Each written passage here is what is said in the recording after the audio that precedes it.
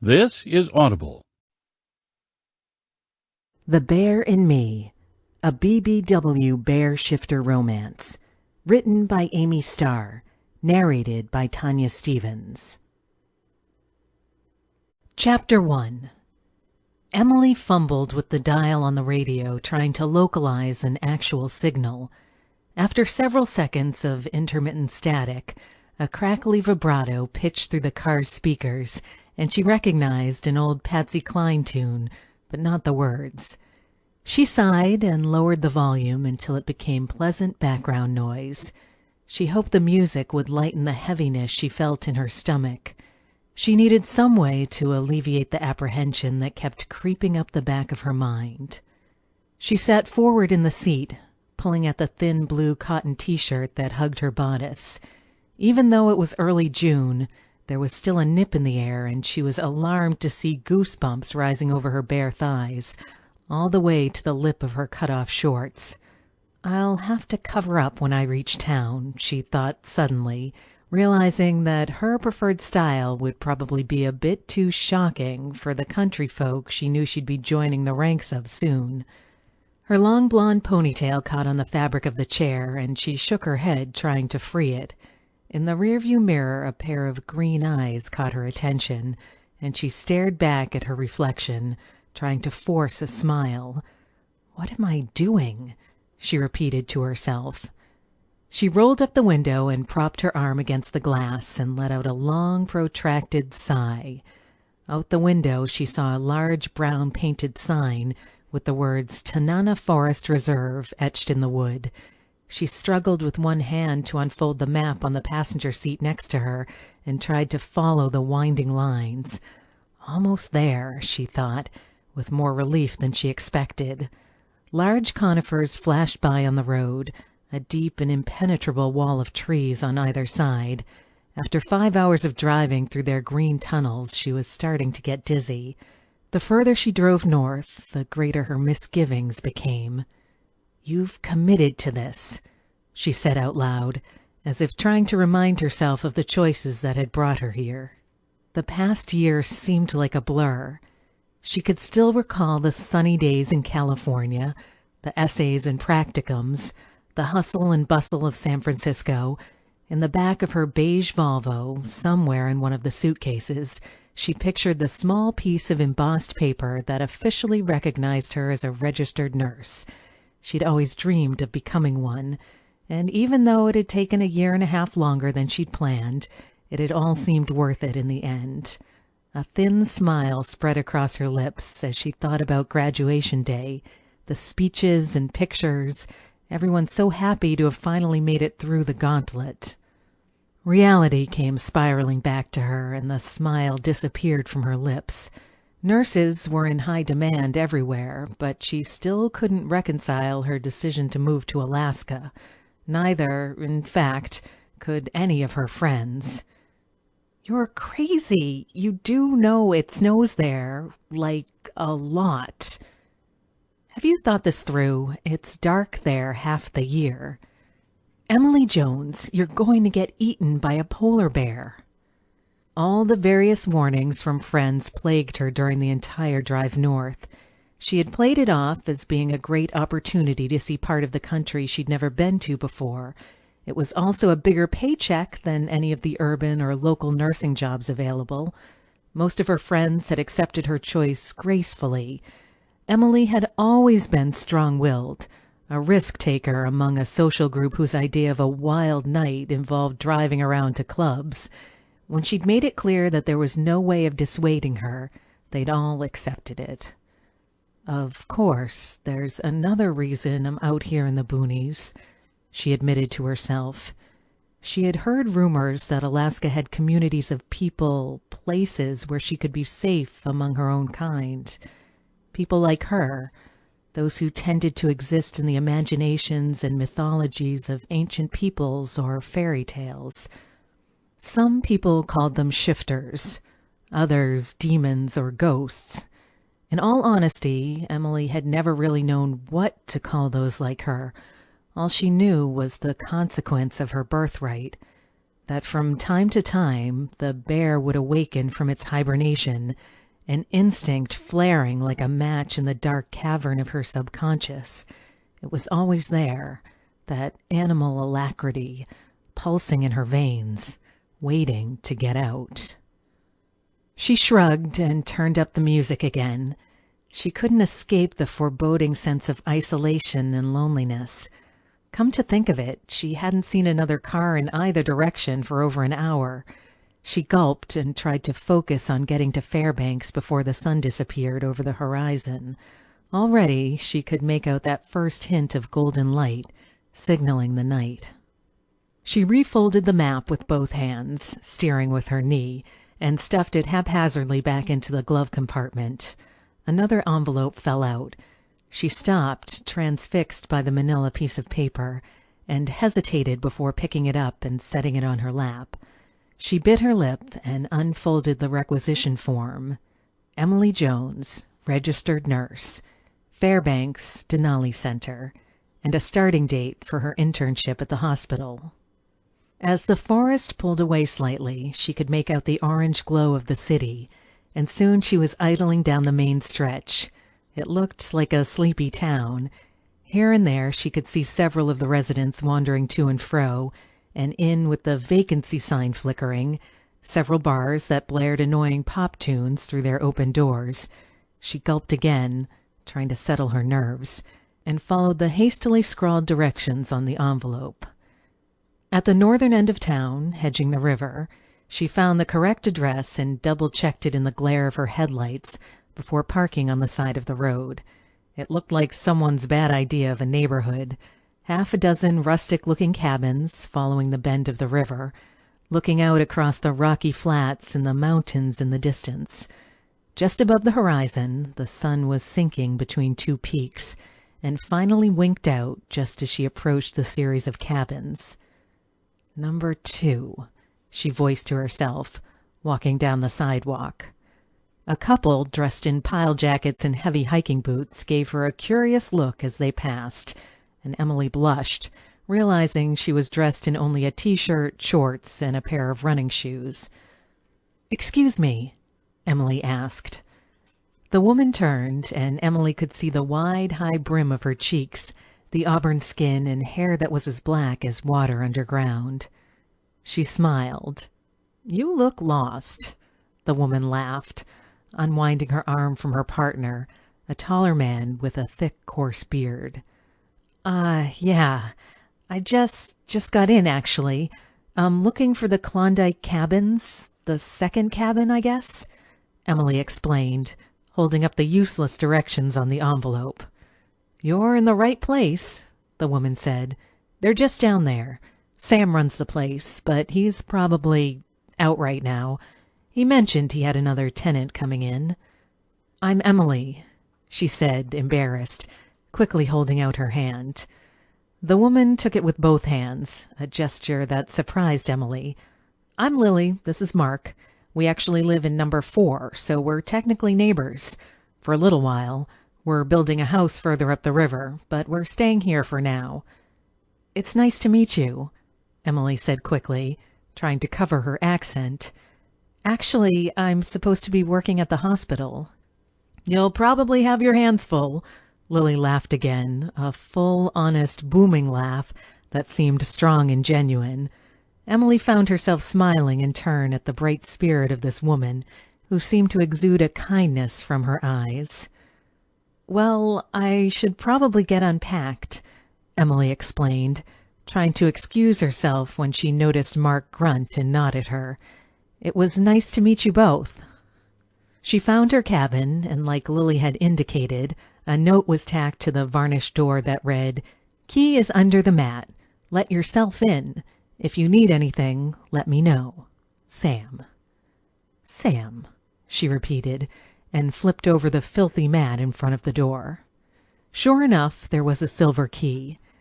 The door of the cabin creaked open, and she fumbled around until her fingers hit the plastic switch. It was a quaint setup. The living room and kitchen seemed to be attached, and the smell of cedar was everywhere, pervading. She rubbed her face and walked back to the Volvo, struggling with 2 heavy suitcases. She was amazed she'd been able to cram her whole life into 2 bags. It was both invigorating and appalling. On one hand, it gave her a real sense of freedom. The whole drive up from California had only cemented that feeling. But at the same time, she wondered what it meant that her whole life could be confined to these 2 suitcases. Is that all there is to me? She wondered. She stood in front of the window and watched the night descend even quicker over the river. The light was different this far north. It flared brighter, but died even faster. She shivered again and reminded herself to dress warmer tomorrow. "I still have a week before work," she said. Everything was so different here, but she was glad to have met Lily, however briefly. Emily had always had trouble making friends. She knew it had a lot more to do with her condition than anything else. It had prevented her from getting close to people, for fear of what would happen if they found out about the bear, or worse, triggering the form unexpectedly. She had heard about one case, whether it was true or not, where a bear had transformed in his bed and accidentally mauled his wife while she slept beside him. She shook her head violently, trying to vanquish the thought of it. It was too terrible. She herself had only changed a dozen times in her life, and always in a safe place, somewhere where she could let the bear out for air without having to worry about hurting others. But it was still a lonely existence. She couldn't tell any of her friends, and it had precluded any type of relationship with the opposite sex. "Ugh," she said and slapped her cheeks. She had to focus. This place was a fresh start. Through the window she could see the darkening rim of the forest beyond, and felt a weird, latent desire well up within her, a drive to vanish into the shadows and run. She knew, instinctively, it was the bear in her.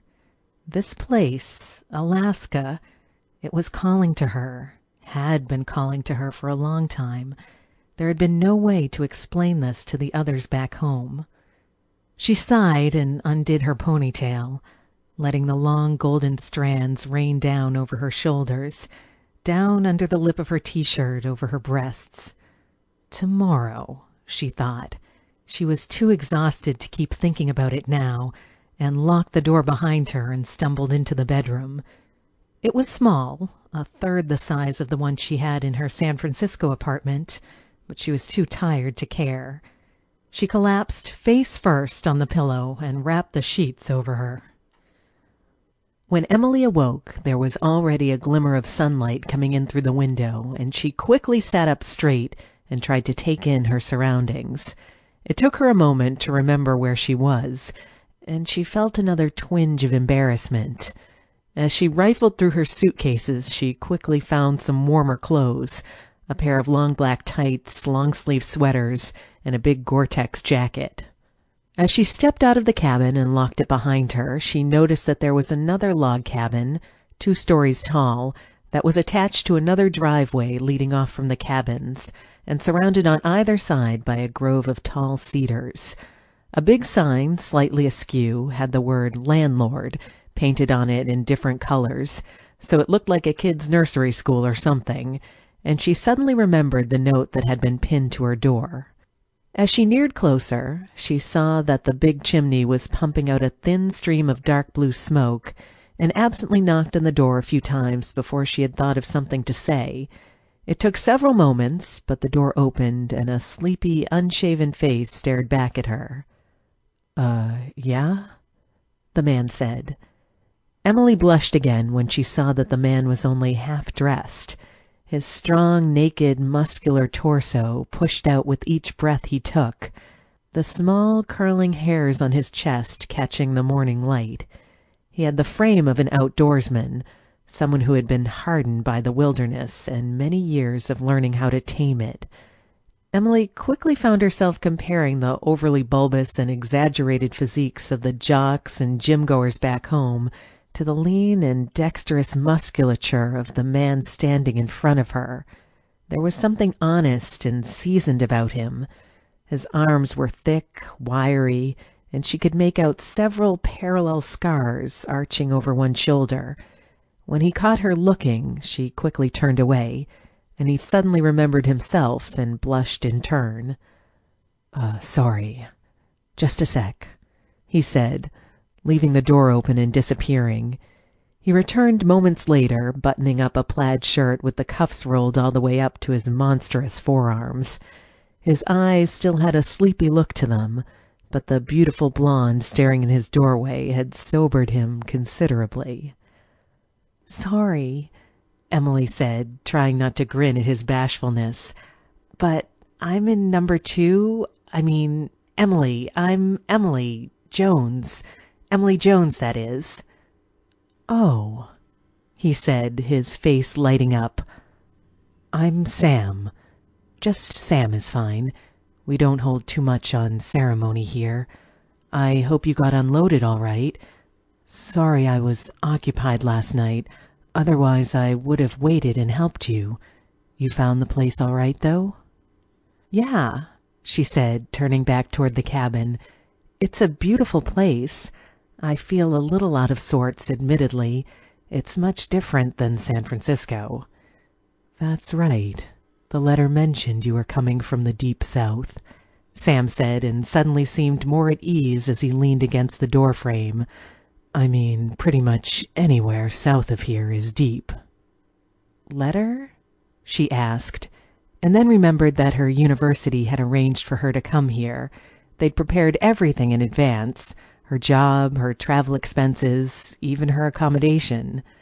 Sam smiled back and sipped at his cup of coffee that had been sitting on a table next to the door. His dark brown hair was tousled to one side, a permanent fixture of bedhead that seemed to suit his happy-go-lucky demeanor. Even his eyes had a laid-back element to them, as if he had lived in a place without people long enough to be able to predict anything from them when he did not meet them. It wasn't wisdom so much as a simple understanding.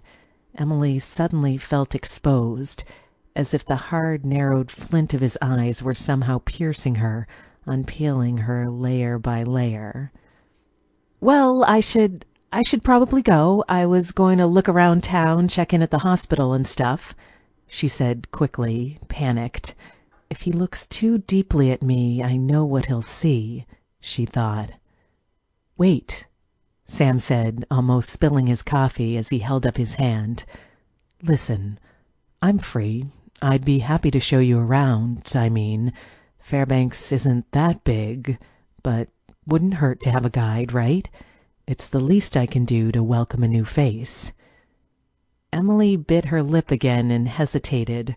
Her small nose reddened as a gust of wind picked up off the river and slammed against them, and she shivered. She looked again at Sam's face and saw him smiling, the same one that Lily had worn the night before, like smiling was a genetic habit of the place.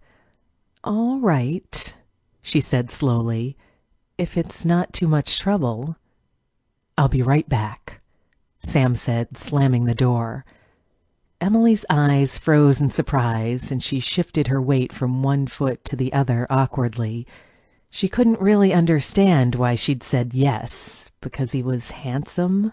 That was hardly good enough reason, and she balled her hand into a fist until she felt the nails digging into the skin of her palm. She had always been careful, especially when it came to men. Strong emotions could trigger the bear, and she had learned long ago simply to avoid situations that might elicit those feelings.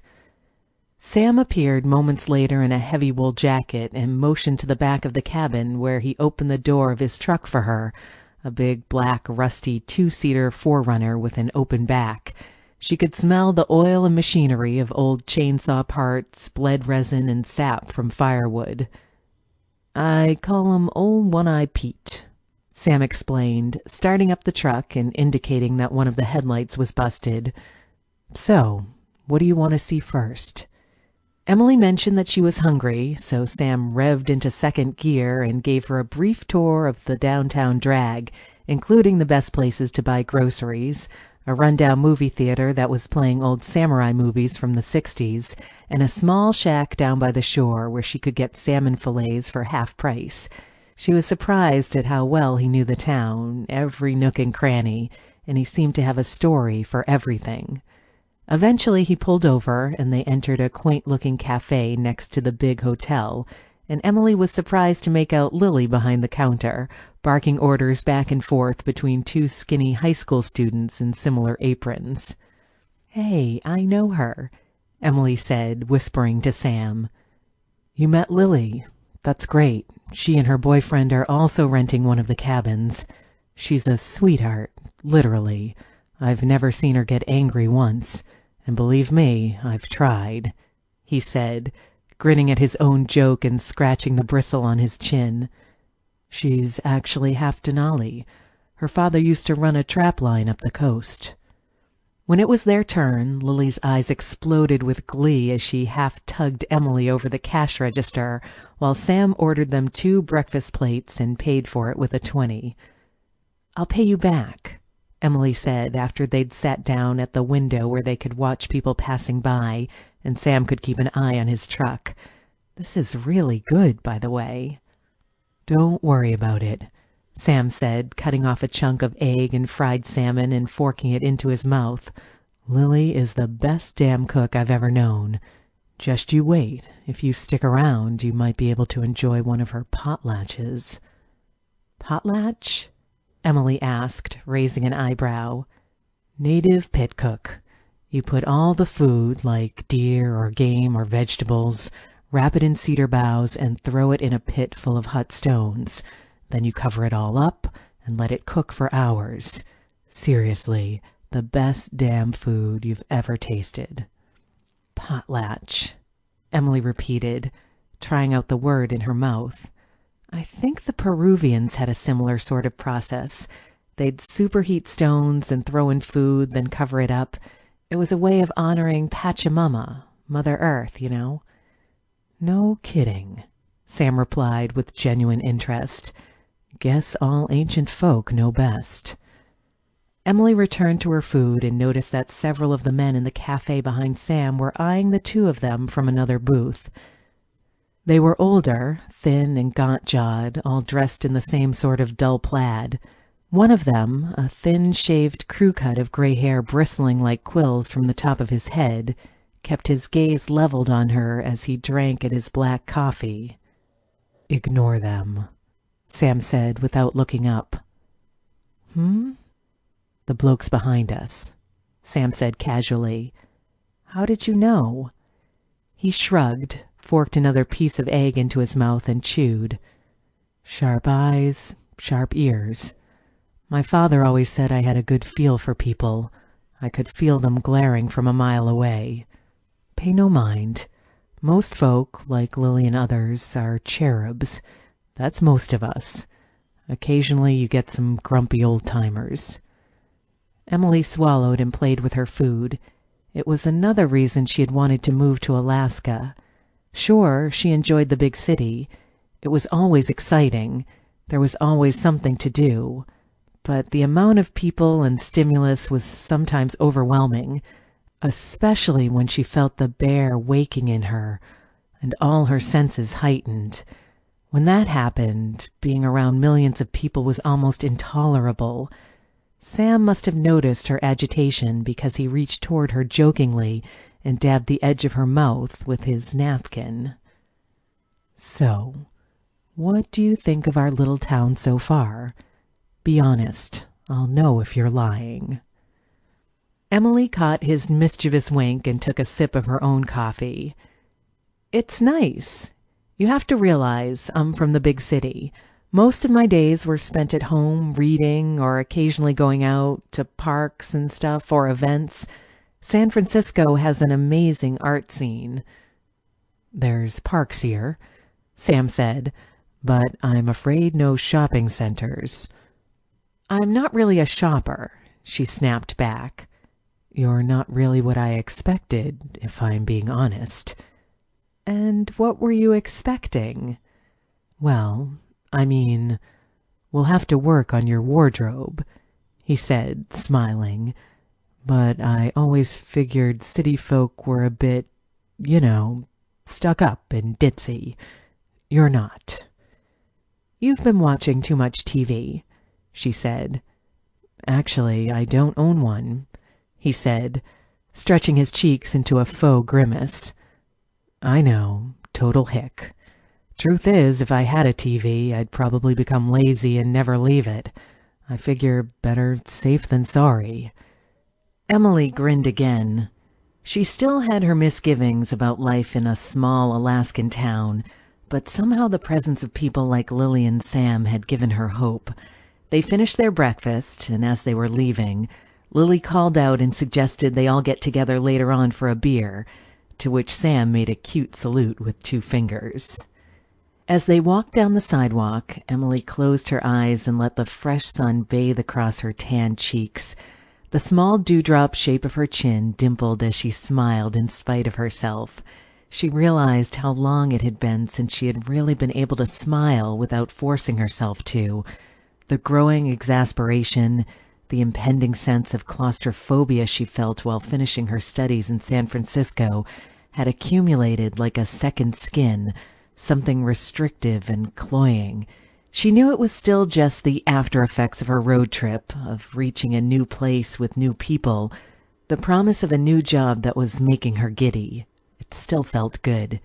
She opened her eyes and saw the distant flat rise of mountains to the north. "How about you?" she asked. "What's your story? You must have grown up here." "Why do you say that?"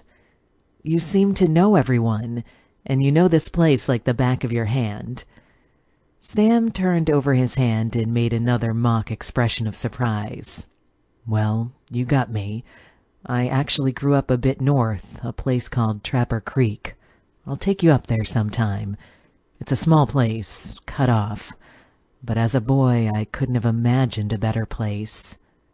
"Bush kid," she said. "More or less," he replied.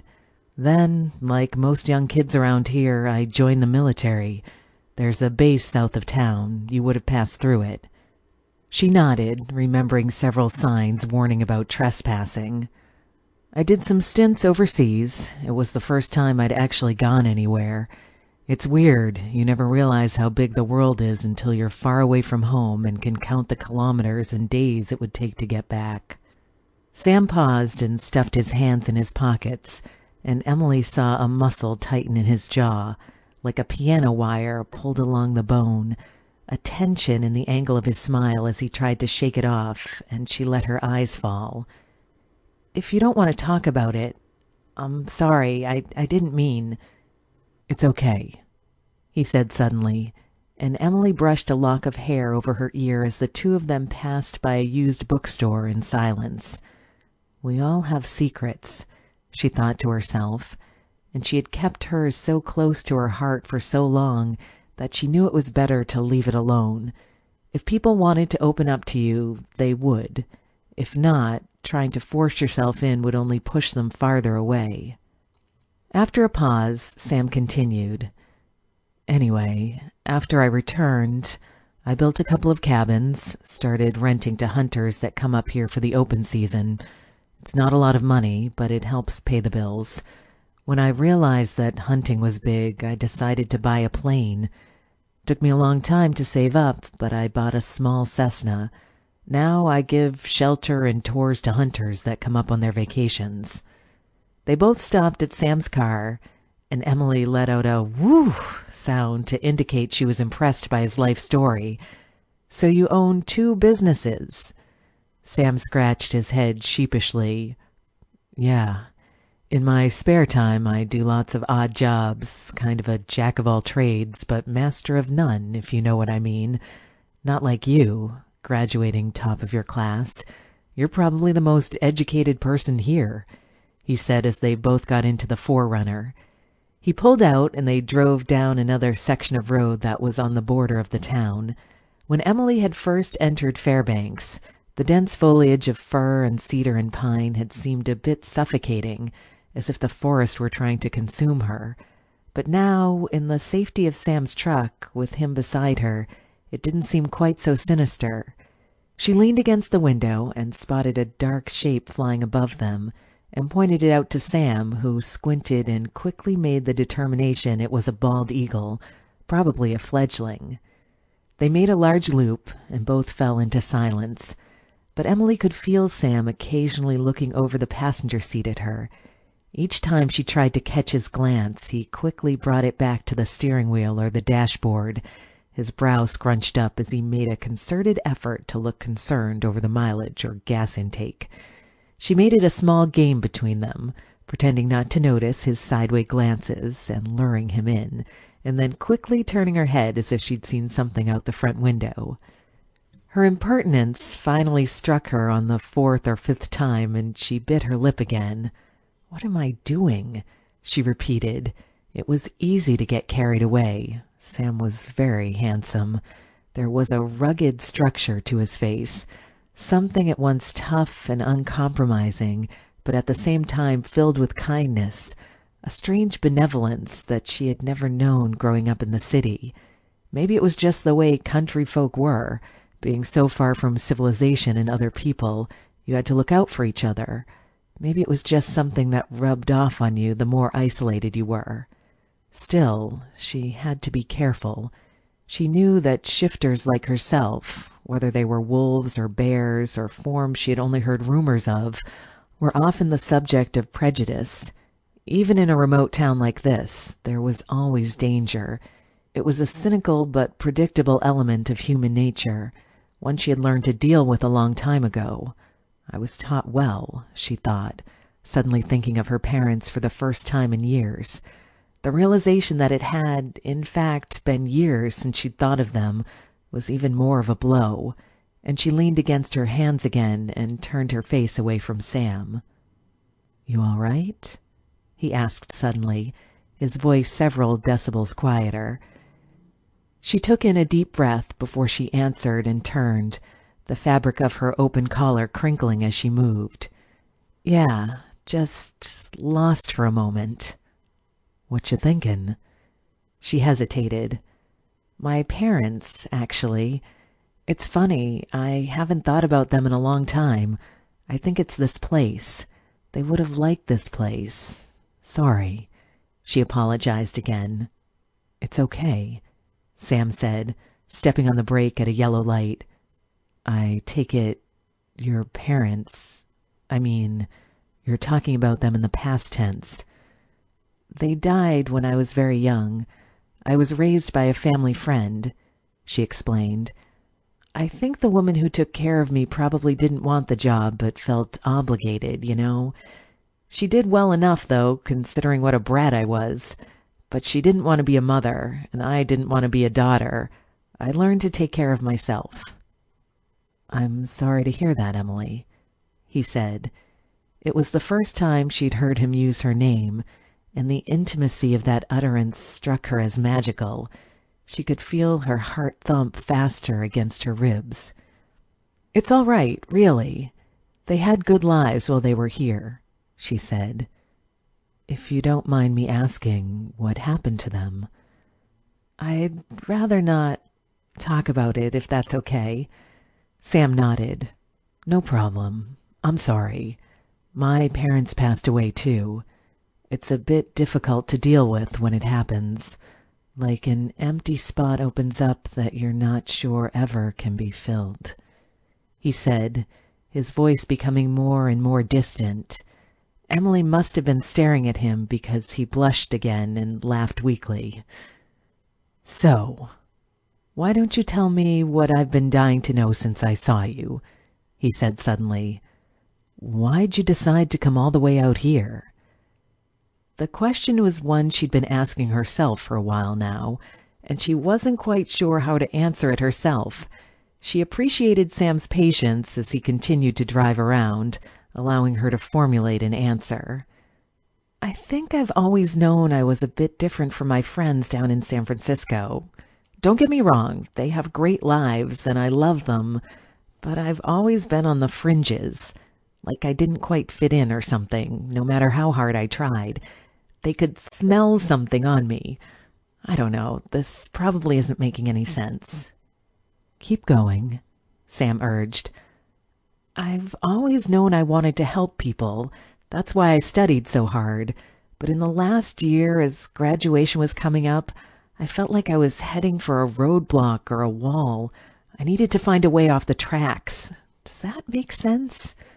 Sam nodded again, one hand on the steering wheel. The muscles in his forearm rippled with the effort, long strands of tendon pushing out against the pale flesh.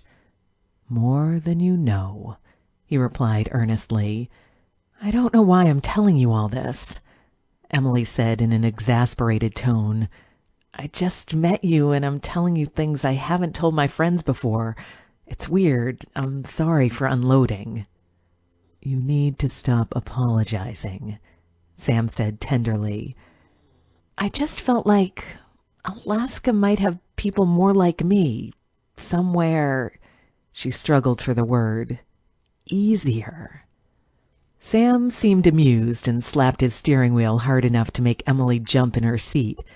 She quickly flattened the skirt over her legs, pulling the tights further down her knees. "You might be more right about that last statement than you know," Sam said, and turned in his seat so that he could look her in the eyes. Emily felt her heart leap again, not faster but harder, like someone pounding on her chest cavity from the inside, trying to get out. It hurt, and she reflexively drew her other hand up and braced it against her xiphoid process. Sam's eyes had suddenly changed, and Emily couldn't tell if it was the way the shadows were playing across the windshield or if it was something else. But he had transformed. His expression was still Sam, but there was a presence lingering underneath it, like looking at a clear stream and at first only seeing your reflection. But the harder you looked, the more you could make out what was underneath. There was also a hardness there, something she hadn't expected or seen any evidence of, even though she'd been wary from the onset since meeting him. "I've only known him since this morning," she reminded herself, lost in his gaze. That same piercing quality from before, as if he was vaguely aware of a secret she was keeping from him, and was just being polite by not pointing it out. It was a terrifying experience, one in which she couldn't shake, even after she gave him a coy smile and looked back out the passenger window. She could still feel him looking at her, into her, as if urging her to shed the mask she had so conveniently thrown over her emotions. Chapter 2. That evening, Sam dropped by Emily's cabin and gave 3 sharp knocks on her door. She had just come out of the shower and was wearing only a tight midriff-bearing t-shirt and panties. The small nubs of her nipples stretched obviously against the fabric, and she realized she'd forgotten to put on a bra. Sam knocked again, and she made a groaning sound as she hopped into the living room. "Shit," she half murmured to herself, struggling out of the bedroom and trying to get the last button on the top of her jeans as she viciously dried her dirty blonde hair with the other arm. When she opened the door, Sam seemed equally taken aback and half pivoted in place as if he meant to come back later.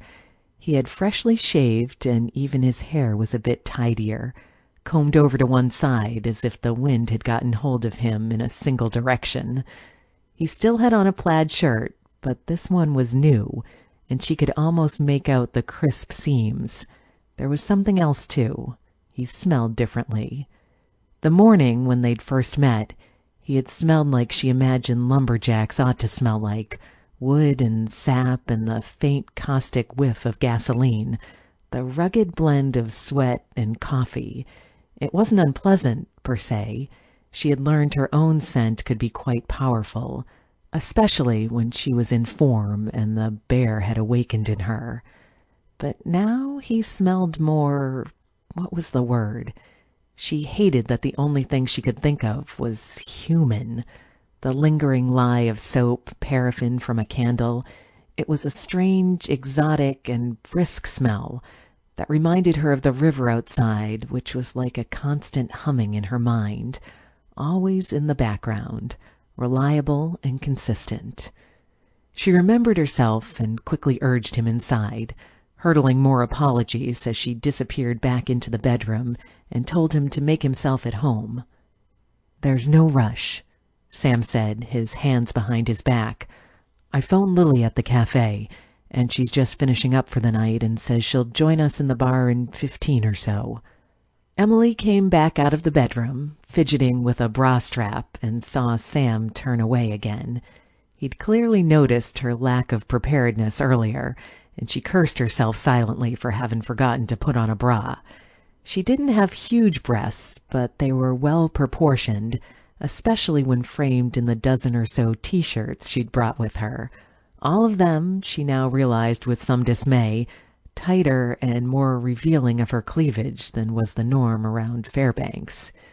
Even now, Sam was carefully avoiding letting his eyes slip to the V-neck of her collar, where the tops of her firm breasts still glimmered with the after-effects of her shower. She dried her hair again, raising her arms above her head, and the t-shirt hiked up again, revealing the smooth tan of her midriff and belly button, which peeked out above the low-cut waist of her jeans. "Well, let's not keep her waiting," she said enthusiastically, pulling on a black zip-up hoodie with the Lululemon insignia strategically placed stitched into the sleeves. Sam reached out suddenly and caught her by the arm, and she was surprised at the strength of his grip. She turned, flustered, and saw that same mischievous look on his face that she had seen earlier in the cafe. He reached down, still holding her by the arm, and picked up the purple towel she'd thrown willy-nilly onto the back of the sofa and drew her closer. She was too surprised and taken aback to resist, and suddenly closer to him than she'd ever been. She could feel the heat of his skin against hers as he laughed and plopped the towel down on her head and began to knead gently at her still damp hair. "Can't let you go out like that," he warned. "It may be summer, but Fairbanks summer isn't California summer. You'll catch a cold for sure, and I'd feel responsible." She didn't say anything as he continued to knead her scalp, his brow furrowed in serious attention to detail as he tried to dry every lock of her hair and gently touched her elbow for her to spin so he could dry the back of her head. She let him and felt a tingling sensation that started in her toes and ran all the way up the small of her back and into her shoulders. It felt uncommonly good to be tended to like this, even if it was something as drying her hair. Just that physical connection, the presence of touch, somehow changed everything. You could know someone for decades, or in her case, hours, and suddenly they touched you, and it was all different. It was because a touch couldn't lie, no matter how hard you tried. Words, even the kindest and truest words, could be misread, misinterpreted, used against you. But a touch, the simplest expression of one person's affection for another, was beyond language. "Like so many other things about me," she mused. "There," Sam said, satisfied at last. "Let's go get that drink." Sam and Lily's bar, the Turncoat, turned out to be less than a 10-minute walk from the cabins, balancing on the edge of a street corner like an afterthought. Inside, the smell of hops was ubiquitous, combined with a faint and jagged odor of wood and solvents. For a moment, Emily was afraid that her sense of smell had suddenly increased on cue with the awakening of the bear form. But when she turned for reassurance to Sam, she saw him wincing likewise at the heavy atmosphere. The barmaster was an older man bearing a slight belly under his black, filthy apron and a receding hairline that revealed too much scalp. It was sunburned and sweaty with the heat of carbon dioxide and so many bodies on a Friday night. It seemed impossible for that many people to have fit in such a small establishment. On the walls were mounted and stuffed trophies, and Emily recoiled, less in revulsion than fear, of the taxidermy heads that stared down at her. A young woman, clearly drunk or stoned out of her mind, accidentally bumped into her and let out a shrieking laugh and a mumbled apology, as the embarrassed man beside her shepherded her out into the night air. The Turncoat is the place to be on a Friday, or Saturday, really, any day, Sam said, correcting himself several times and holding up 2 fingers to the barmaster, who winked and went to work, sliding across 2 huge tankards of amber fluid.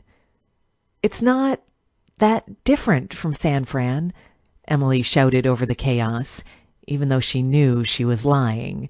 The bar scene in California was wild enough in places, but here there was a deeper sense of unpredictability, a reserved sense of peril, one with which she found herself suddenly in tune. She chalked it up to the bear, snoring in its slumber, threatening to wake. "Can we go somewhere a bit quieter?" she asked suddenly, tugging on Sam's shirt. He seemed to sense her discomfort and nodded instantly, looping his own arm under hers and motioning towards a staircase that led to a partial second-floor deck in the vast bar. She let herself be carried through the crowd. It was uncanny. People just seemed to move out of the way when they saw Sam. It was more than just respect, she realized, when she saw a stricken look of panic in one of the patrons' faces. It was fear.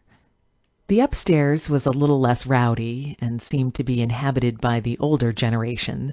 Sam and Emily were easily the youngest amongst them, and she enjoyed the toned-down atmosphere. Beside them, 2 older men with big beards smiled happily and muttered something to each other. "And here she is," Sam said suddenly, pointing behind her. Emily didn't have time to turn around before she felt another pair of lithe arms wrap around her neck in a clumsy hug, and heard Lily's giggle in her ear. The native woman slumped down in the other chair and let out a deep sigh, the creases of her mouth flexing wildly as she explained that it had been an exhausting day. "I'm surprised," Emily chimed in. "I don't think I could do what you do, handling orders and whatnot. I'd be confused by the second customer. I'm always way too clumsy." "Don't tell me that," Lily exclaimed. "I was counting on hiring you if my 2 other employees don't shape up. I love them to death, but they're high school kids. They're more interested in camping, slacking off, being kids, you know. Of course, that's the way it should be. I would have hated having a job at their age." "You did, though, didn't you?" Sam teased. "Only on account we were poor growing up and Mum was sick," she said, sipping her beer. "Otherwise, I totally would have been with the rest of you, pissing away time down by the river or in the bush where—" "Anybody want a second round?" Sam interrupted, standing up and heading down the stairs to the main bar. Lily shut her mouth instantly, and Emily detected something pass between them, a weird sort of tension that flickered in a glance and then died away. Lily regained her composure and put a hand on Emily's. "I take it you 2 grew up together?" Emily asked. Lily nodded, and she could see that her long bangs were braided into tight pleats that disappeared under the long, lustrous mane of a ponytail, black as anything Emily could imagine, like it took the light in and wouldn't let it go. Lily's round face blinked, and she rubbed a finger under her chin as she tried to recollect. "Sam was always nice to me. It's not always easy being native up here. I actually grew up on a reservation, but after my dad disappeared, me and Mum moved here. School was really tough. I was the only dark-skinned kid in my class, and the other kids liked to tease me. You know how awful youngsters are. Sam protected me, though. Got more than one bloody lip for it, but—" She looked up suddenly, as if she'd been caught in the middle of something private. "Well, he's a good guy." "It's funny," Emily began. "I guess you find that everywhere." "I bet you were one of the few ones who had a good high school experience," Lily joked. "Why do you say that?" "I don't know. You're cute, you seem sharp," Lily said over her beer. "You give me too much credit. I wasn't that amazing. In fact, I kind of just tried to avoid high school. I was like the ghost in the class. No one noticed me, and I was thankful for that. That's better than having everyone notice you." Lily replied acerbically. I figured that people up here would be more forgiving, accepting. I don't know why I thought that. I just hoped, I guess. Lily reached out and touched Emily's hand again, and the blonde girl winced, as if she'd been hit with an electrical charge. Lily's fingertips were heavily calloused, as if she'd been working with her hands for years. But they were warm, and the gesture itself seemed to try to expound on something neither of them could properly enunciate. There's actually something we wanted to talk to you about. Lily began slowly when she saw Sam return and place 3 fresh beers on the round table. Kind of in the same vein. Sam told me about you a bit, why you came up here. Emily looked at Sam, and he nodded back. That you didn't really fit in where you were in San Francisco. You know why you didn't fit in. Hell, we know it too. Panic flared up in Emily's mind, and she recoiled from Lily's touch and stared hard at both of them. They were both being vague, dancing around something, but she couldn't be sure what it was. Her hands buckled into fists in her lap again, and she felt her arms quivering as she clenched harder, trying to slow the beat of her heart. The bear in her started to shift, squirming impatiently like a child. She knew it was impossible that Lily and Sam could know anything about it, about her. But at the same time, the way they looked at her, the way they both exchanged glances now across the table, it was like they had planned this, some sort of shifter intervention. Emily tried to smile weakly and brought the beer to her lips as a diversion, but she could still feel Sam's gaze on her. He rubbed his face and looked around the room. Listen, this place is giving me a headache. What do you say we head down to the river? I've got a 6-pack in the fridge at home, and besides, it's almost a full moon tonight. I could use some fresh air, he suggested. Lily nodded, but waited to see if Emily was okay with it. Reluctantly, she nodded and followed them out of the turncoat. It was chillier, and she zipped up the front of her jacket and exhaled slowly, saw her breath congeal white in front of her and then fade. The smell outside was like wood smoke and ice, fresh and unforgiving, and she was surprised how quickly it sobered her up. Sam happily took point and rushed ahead of the women to get the beer while Emily and Lily slowly and leisurely plodded after him. Emily kept her hands in her pockets and tried not to make eye contact. Now that she was outside, she suddenly longed for the ambivalent noise of the bar.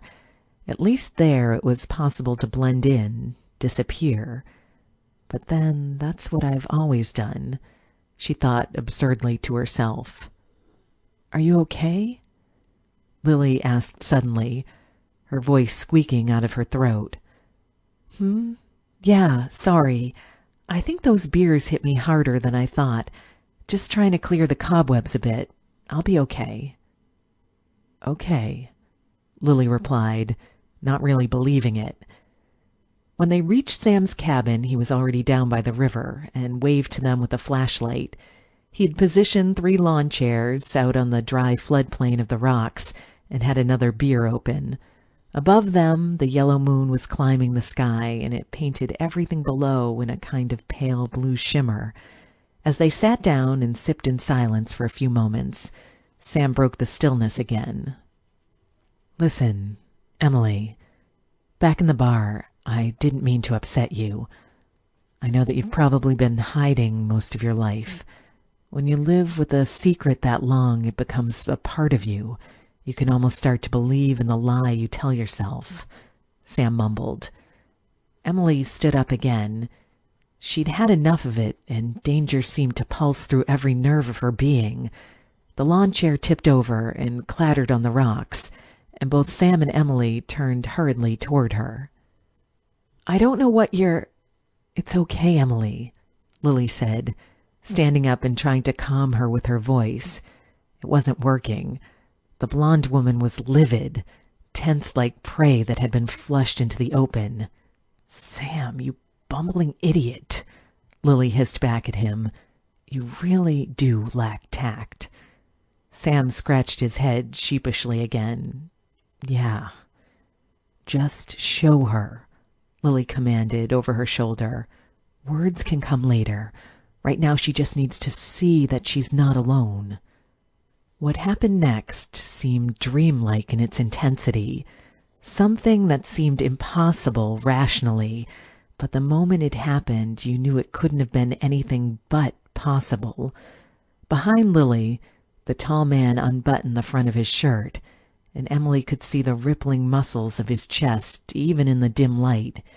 He turned around bashfully, and she heard the metallic grind of a zipper, and Sam pulled his pants and boxers down in one deft movement. Emily resisted the urge to raise her hand to her mouth when she saw him standing there, fully naked in the moonlight. He seemed to be made of wood, every muscle toned to the exemplary model of a predator.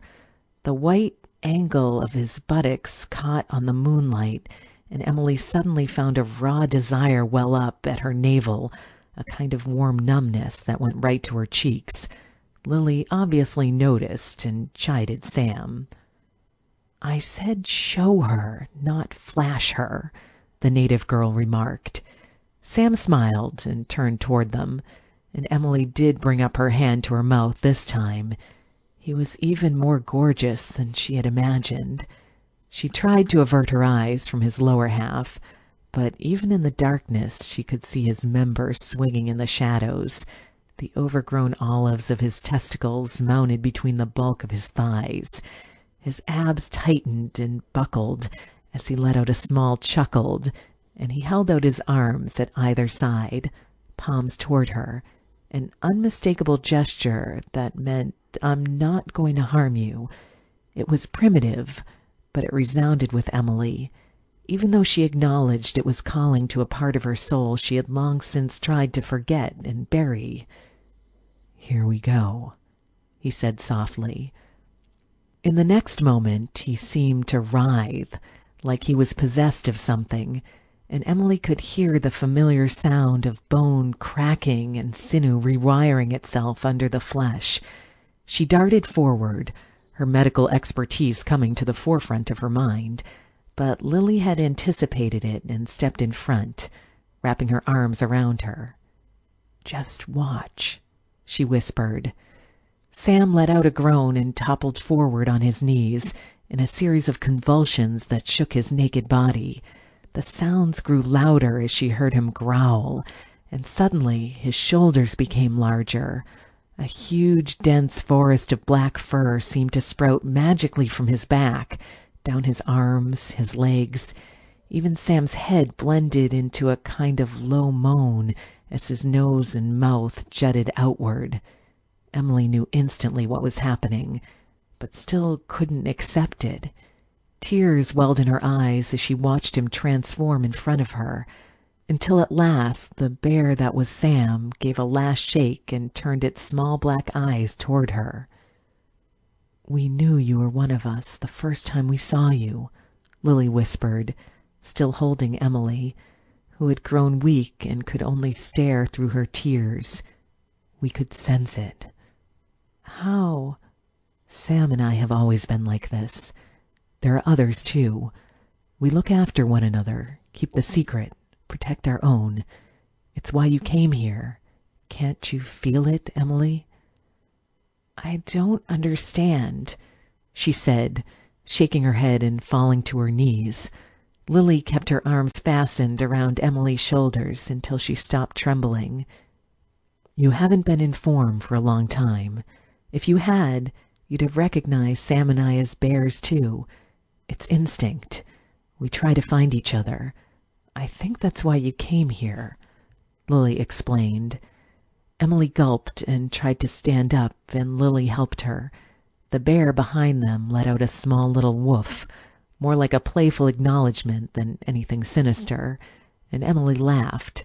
It was definitely Sam, laid back and carefree. He snorted and moved toward her, and Emily flinched, just for a moment, as the big lumbering creature sniffed her outspread hand and licked it fondly. She stooped and ran her hand over his head, and he butted her playfully.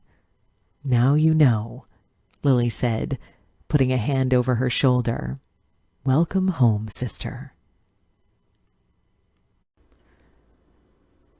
Chapter 3. After Sam and Lily's confession to Emily, the three of them became inseparable together.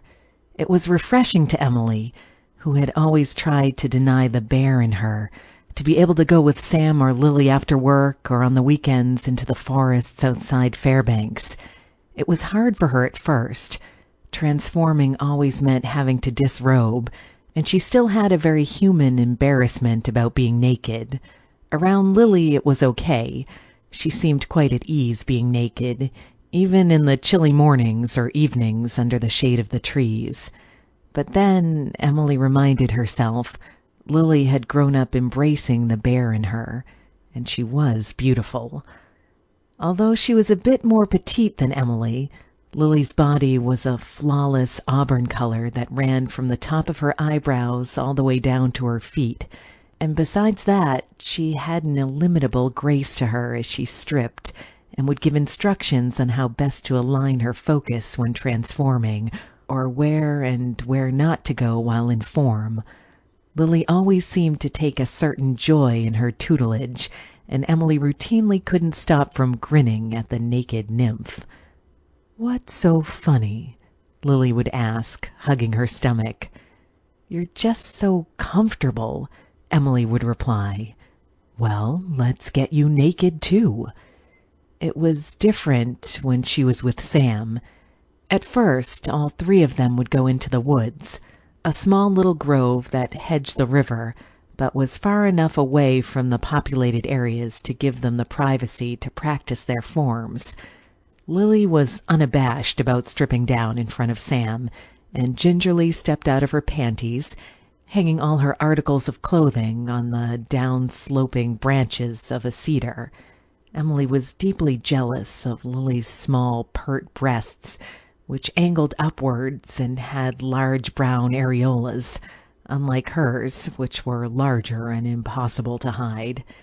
Sam, as well, undressed without much ceremony. The first time she'd seen him naked in the moonlight, Emily had felt a twinge of pleasure, something burrowing far down in her loins that she couldn't explain away. But then, to see him fully in the nude in daylight, it was even harder to avert her eyes. She wanted to be able to analyze all of him, to give each part of him the proper attention it deserved, like he was a masterpiece painting. His biceps, the curve of his buttocks as they swam into the muscles of his legs, even the full broad lips when they spoke her name. It was almost enough to cause her to swoon. It was still difficult for her to unclothe in front of him, though. The first time she stalled as the other two threw off their clothes. She knew they could sense her awkwardness, but the two of them simply laughed and pretended not to notice. Emily gently undid the button on her jeans and pulled them down over her tan legs. Stepping out of her panties, she found herself comparing the round, thin veil of pubic hair with Lily's full and beautiful bush. When she undid her bra, her breasts seemed to inhale with the freedom and hung immaculately down her chest. Her pink nipples tightened and hardened in the cold June air, and there was a kind of erotic pleasure in opening herself to the other two. But it was also a source of vulnerability to her. She had always hated her breasts. She knew that other women would kill to have her endowment, but to her they had always been a source of shame. She was used to existing on the fringes, where no one would notice her, and her heaving breasts made that impossible. "The first thing to remember is that you and the bear are one," Sam said. "Don't try to fight it. But also remember that the bear isn't more important. Some people have lost themselves in the animal and forgotten how to revert back into human form. It's all about balance." Emily's first try to let out the bear was painful, almost like the first time she'd lost her virginity. the sort of raw, natural aching and stabbing pain that followed every intimacy. Lily had clapped tremulously beside her, sitting cross-legged on a bed of moss, the small folds of her pubis peeking out against the shade. In form, Emily was a long-legged brown bear, the color of chestnuts in fall. She loved the feel of the earth under her as she ran with the other two through the forest, the many scents of the wilderness filling her nose. It was exhilarating, almost ecstatic, to frolic so carelessly. The world took on a new sort of perspective. It was more alive, more colorful, more vibrant now that she had accepted the bear. And in kind, the bear had imbued her with sharper senses. Now, when she went to the hospital, she was surprised at the clarity of sound and image, almost as if someone had washed the thin veneer of dust off the lens of her life. The hospital was a source of productivity and accomplishment for her. Most of the doctors and other nurses were just as casual about their jobs as everyone else in Fairbanks seemed to be. It didn't preclude laziness. They just didn't seem to get stressed over anything. If a problem arose, they all accepted it as an inevitable and went about their business trying to fix it as quickly and efficiently as possible. Not like the big city hospitals, she thought to herself. There, it was always stressful. Before Fairbanks, she had taken it as a fact of life that one needed to get riled up over the smallest fuss. There was also less gossip in the Denali Center, and that was a relief to Emily, who had usually been at the focus of such talk. It was the eve of her month in Alaska when she heard a knock on her door and opened it to see Sam smiling at her. Emily only had on a hoodie and her panties, but her attitude about nakedness had changed since arriving. She smiled back and invited him in again as she fished around for a pair of clean pants. "Are you sure you don't need a cleaner?" Sam said, motioning to the catastrophe that her living room had become. Since she'd always lived alone, the state of her apartment had always been one of disorientation. "Nah, it's always like this," she said, flinching. "If you say so, lovely butt," he said, heading for the kitchen, and pinched the bottom of her buttocks as he passed by her. She blushed and pulled on a pair of older jeans with a hole in the knee, and looked back toward the sink where he filled himself a glass of water and drank it all in one gulp. In the month she'd been here, she'd become very close with Lily and Sam. It was a consequence, she knew, of being able to be herself around them, and everything that came with it. It was the first time, and yet, even though she knew that Sam aroused her, she still found herself adamantly denying she was attracted to him. It was fear, mostly. Fear of what it would actually mean to be that close to another human being.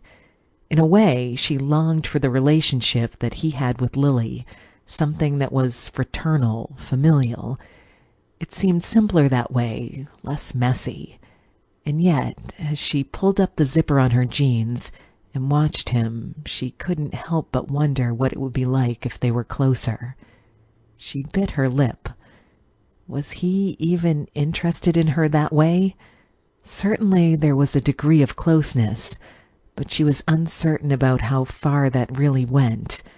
As far as she knew, he considered her a friend in the same way he thought of Lily as a sister, simply platonic. "So what's the big news?" she chimed. He had mentioned that he had something to tell her after her shift at the hospital had finished. "Well, how do you feel about taking a little trip up to Trapper Creek for the weekend? I wanted to show you my old stomping grounds." "Stomping grounds is usually for places you went to school," she pointed out. He screwed up his brow again. "Well, when I say stomping, I mean more like bear stomping." He laughed. "Sounds like a plan," she said excitedly. "I'll go get Lily." "Oh, Lily can't. I guess she finally had to let go of one of her employees, so she's swamped covering shifts this weekend." It'll just be us. Is that okay? The idea of being alone with Sam for the weekend caused her heart to race suddenly, and she found herself nodding furiously. Yeah, of course, she said. Great. I really wanted to take you flying, he exclaimed. Emily wasn't prepared for Sam's invitation. She had assumed they'd drive there, but Sam was adamant about showing her his other business, flying hunters in and out of lodges. At the local airport, Sam checked them in at the head office and showed her how to adjust the speakers and heavy army green headphones so they could communicate over the whine of the engine. That's what I did in the army, he explained through his headpiece as he turned on the ignition and got the go-ahead from the tall brick tower. I figured I should put my skills to use, and here I am. Hold on. Emily found herself bracing each arm on the handlebars above her and to her side. It wasn't that she hated flying. She had just never really had that much experience. It was like a roller coaster to her, the same sort of thrill and nausea and excitement. No one really liked the roller coaster itself. They just enjoyed the elation of peril. Risk-taker Emily, she thought bemusedly. The plane roared to life, and there was a falling sensation in her stomach as it lifted off and the wheels left the tarmac. She was reminded of the first time she had taken a big elevator as a child, and how she had to cling to the inside handles for fear she was going to lose her sense of gravity forever. The Cessna whined into the air, and she was amazed at how quickly they climbed. Below them, Fairbanks looked insignificant, tiny, like a miniature model of a city. Stretching out against the horizon in every direction, she found herself gasping at the vastness. It was like the world just went on and on. Being trapped in the town, she hadn't had much of an opportunity to explore the outside, and as a result, she had never really appreciated how big the Alaskan wilderness was. Sam did several large sweeping passes over a mountain range to the east, and she could see the faint outline of the Pacific gleaming in the sunlight far off. As they made a final pass and headed northeast again, Sam did his best to give a comprehensive history of the region, but Emily was too spellbound by the sights to really listen. As they passed over Fairbanks again and followed the small, tiny gray finger of road, it took less than 20 minutes for them to approach a gap in the valley, and Sam indicated a small, newly cemented runway below them. Just put in this summer, he said through his mouthpiece. We're getting more and more tourists each year. You mean hunters, she clarified. He could feel her exasperation. If it's any consolation, I do have conflicted feelings about it, he said, referring to the fact that he was aiding and abetting hunters who were looking for, among other things, bears to shoot. I understand, she lied. No, you don't, he smiled. But neither do I. A little cognitive dissonance, the way I see it, by being the one who brings the hunters in and looks after them. I have more control over what they do, where they go, and what they shoot, than if I wasn't a part of this. Meaning what? Meaning, if you want to protect something, then the best way to do that is to make friends with the people that are threatening it. That way, at least you have some leverage, a strong position, from where to try and make things right, he explained, pointing them down toward the runway. Emily shut her mouth. She felt a bit arrogant and stupid for having disagreed with him. Clearly, Sam had his own reasons for flying in hunters, and from his perspective, it made a lot of sense. She just hadn't thought it through. I get it, she repeated again, quietly, and saw Sam smile and reach out with his free hand to hold hers. His strong fingers wove into hers, and he squeezed once before returning to the steering wheel as the landing struts folded down. Trapper Creek was less than a town. Emily wanted to call it a village, if anything. Sam happily escorted her to a rusted-out little Cadillac. His first love, he called it. It had a bit of charm, the same sort of loving affection he had shown One-Eyed Pete the Forerunner back in Fairbanks. It also had a faintly musty smell, the slow decay of metal and vinyl, and it brought back memories of Emily's parents' car. The memory surprised her, and she told Sam about it, how her parents had taught her as much as they could. She also told him about their death, about growing up alone, and how it forced her to abandon the idea of any real relationship. The risk of having someone discover she was a bear, or of the bear suddenly waking up, was too great. "That sounds really lonely," Sam said. "It was what it was," she said, even though her expression couldn't hide the anguish she still felt now, bringing it up. "I'm used to it." "You shouldn't have to be," Sam said suddenly, and there was a strange terseness in his voice, like he really wanted her to believe it and was pleading for her to try. "While you're here, you don't have to feel that way, okay?" She merely nodded, but somehow he had allayed her deepest fear. She took in a deep breath to keep from sobbing and flicked the dial on his busted car radio to a rock station. They spent several hours while Sam ordered supplies for his next expedition, which was supposed to be in the next couple of days, and had an early dinner in the town's only restaurant. She ordered a heavy potato and leek soup, and he opted for a giant cheeseburger, which was actually made of elk. Everything was approaching fast, and it was almost 7 by the time they got back in his car and he drove them to his old cabin. It was smaller than the 2-story one he had in Fairbanks, yet still reeked of his personality. Simple, efficient, practical, and at the same time very cozy. Outside, the sound of a creek tumbled in the air, and the sound of trees cricketed as they adjusted to the cold. She shivered and turned on the light, and saw that it had a huge stone fireplace. "Here, you get comfortable while I chop some wood for the fire, all right? I think there's a bottle of wine in there as well," he said, motioning to the grocery bag he'd brought in and set on the kitchen table. Emily nodded and fished through the pine cabinets above the sink and found 2 wine glasses. Next, she rummaged in the adjoining bedroom and was surprised to find only a single bed. "I guess one of us will be sleeping on the couch," she thought, and bit her lip.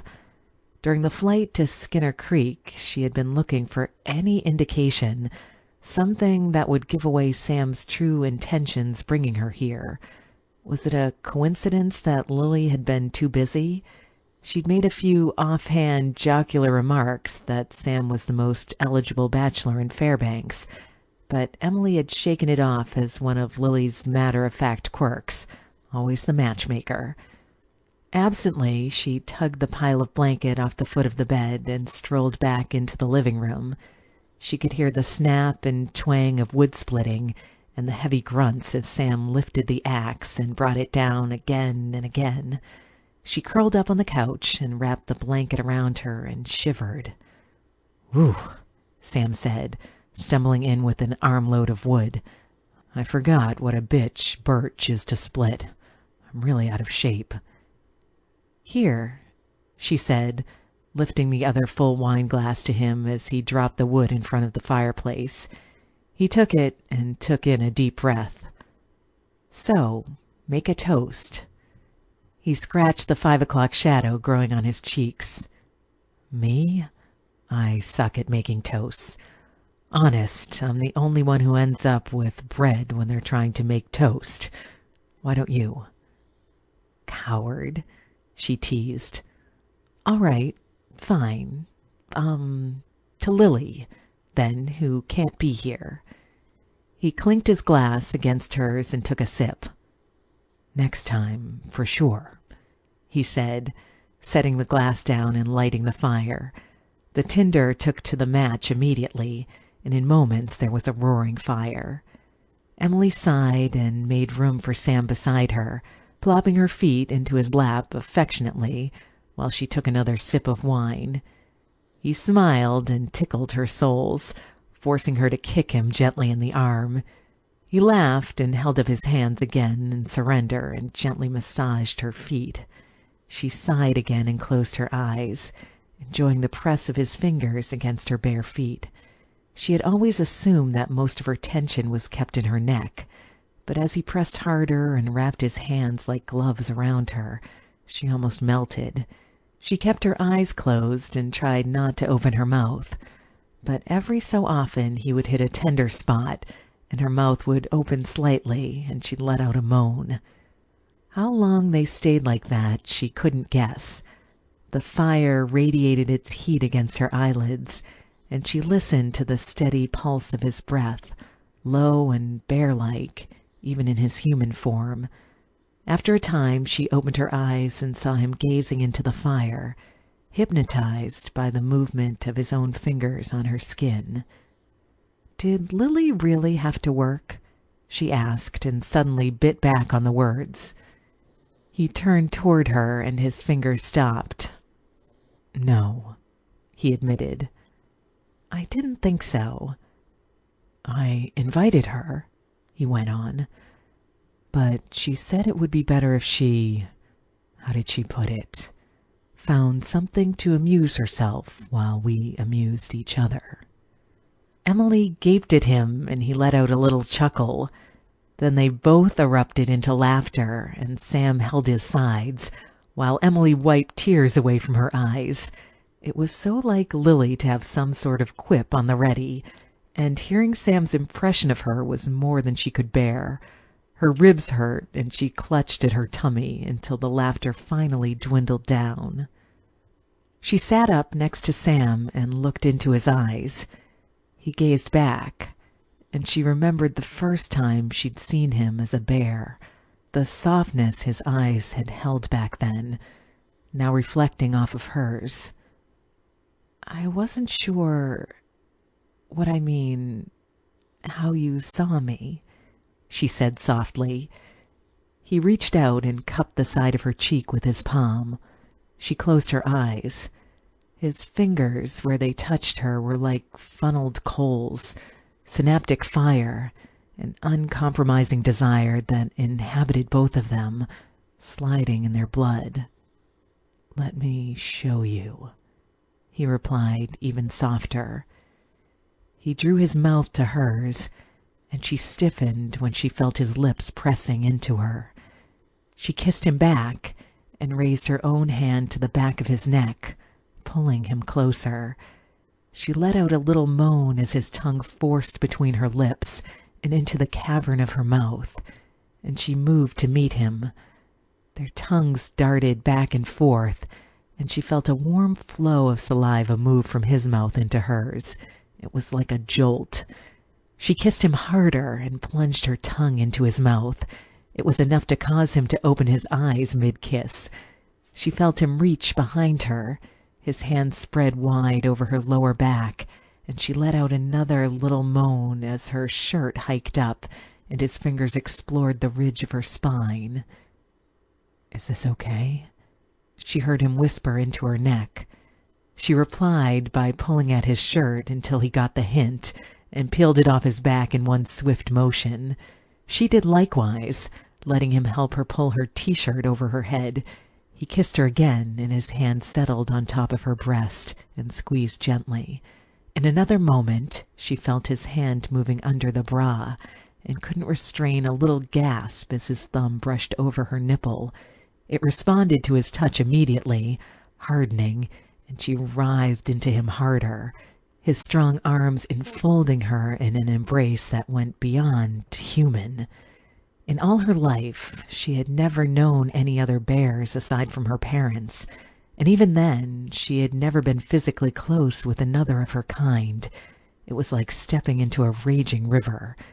Each time she tried to plant her feet and find some solid ground, the animal in her promised to sweep her away and plunge her into the torrent of her own desires. For once, she let herself be carried into it, and Sam's hand became faster, teasing her breast all the way out of its bra, her nipple almost aching with the pent-up passion she had restrained. "Suck it, please," she murmured, drawing his head toward her chest. He obeyed wordlessly, his hot breath arcing down her collarbone and the grooves of his lips tasting every inch of skin on the way, until at last she felt his tongue tickle over the areola. She let out another gasp and covered her mouth as he placed his whole mouth over it. "Let's get you out of that," he said, coming up at last and kissing her forehead. Maybe because she'd already seen him naked numerous times, she didn't feel the same sort of hesitance at undressing, but she relished in the experience of having him do it. He pulled off her bra and gently coaxed her onto her back as she fiddled with the zipper on her jeans and popped the top button. She struggled out of the jeans, and more goosebumps rose on her belly as he gently pulled down the elastic on her panties to reveal the thin bristles of her pubis. She didn't know what to expect when his hand trailed up her inner thigh and caressed the dark folds of her labia, only that it wound since finding out that she was not the only bear in the world. Sam kissed her chin, and she leaned her head back, letting him lick at her neck as his other hand maneuvered deftly over her crotch.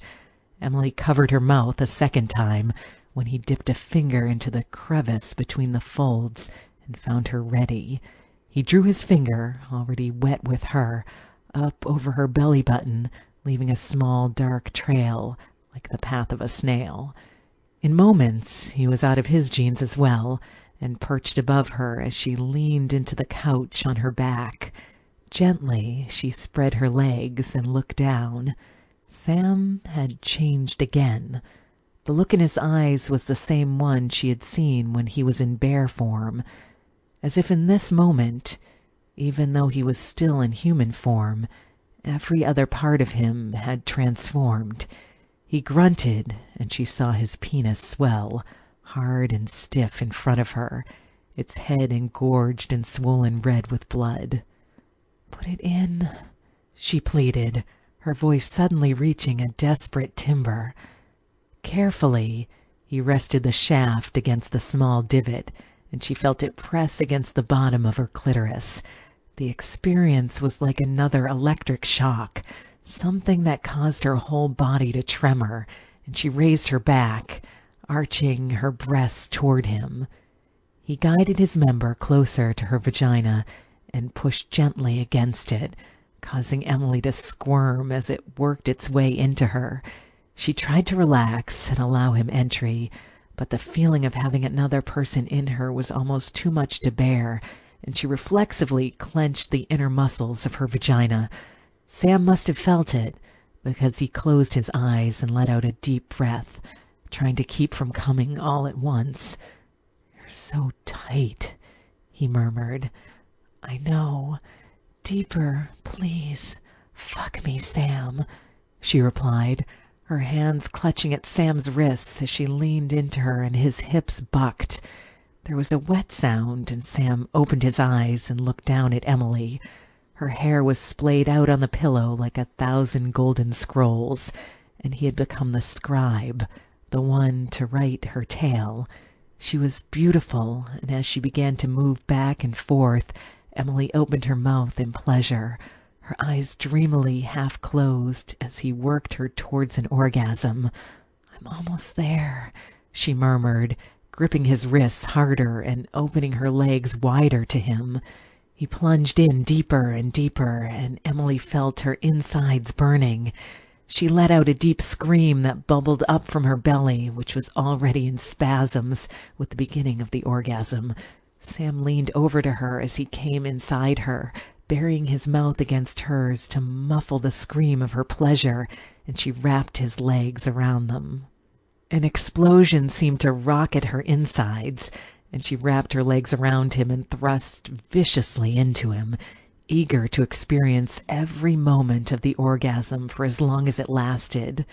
She shook, her whole body like one single tremor lulling into the night, and exhaled slowly as Sam relaxed into her. She felt numb, drained, utterly exhausted, and she couldn't help but smile as she ran her fingers through Sam's hair. He pulled back and looked deep into her green eyes again and kissed her. Then slowly he withdrew from her. They lay side by side. They didn't need to speak. Speech was, like Lily had famously said once before, ill-equipped to them. They only needed touch. For long hours afterward, until Emily finally fell asleep against his chest with Sam's arms wrapped around her and the blanket covering both of them on the couch, the flames in the fireplace seemed to dance, as if in celebration of something that was beyond a mortal understanding. Chapter 4.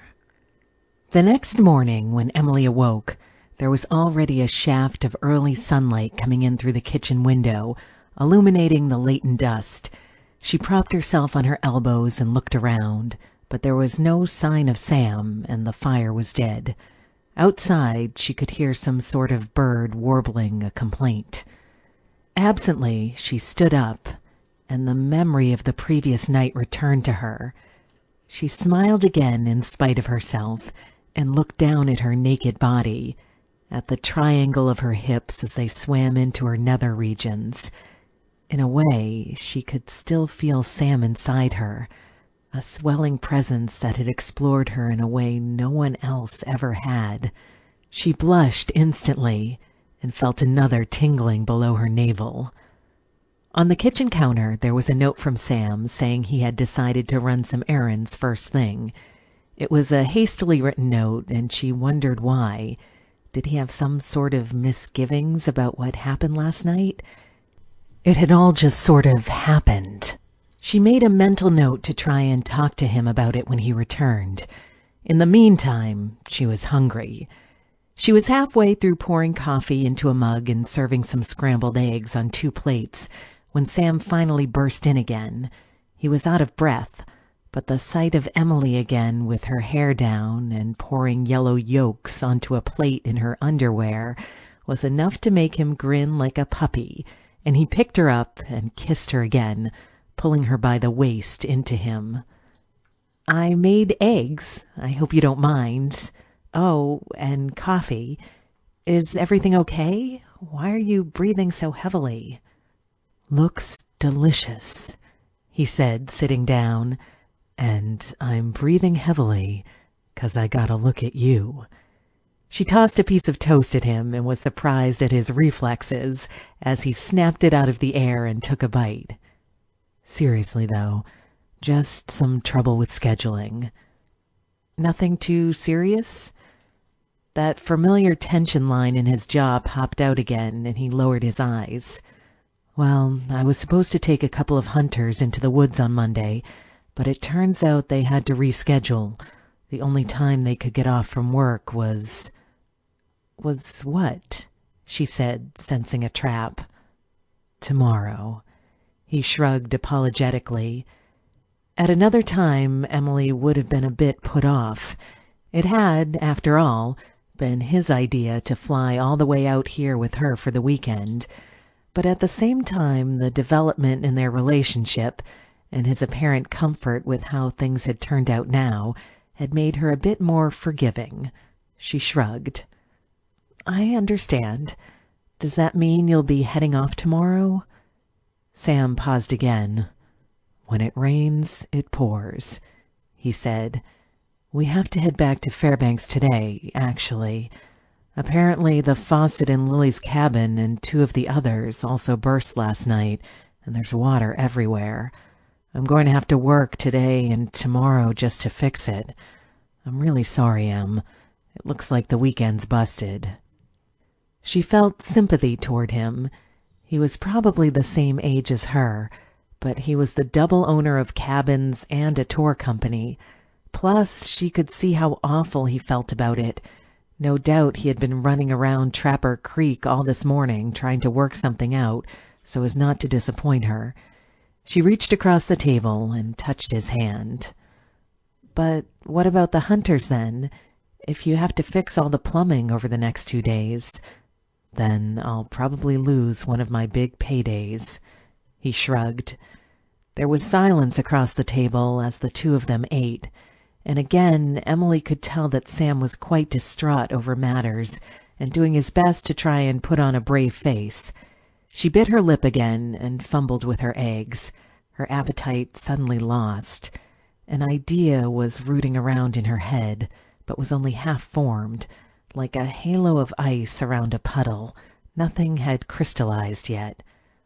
"What if—" she began, and waited for Sam to lift his head toward her. "What if I helped you? I mean, I don't really know what I'm supposed to do with the hunters and all, or with the plumbing, but, I mean, do you actually fly the hunters in?" His brow wrinkled. "Well, sometimes.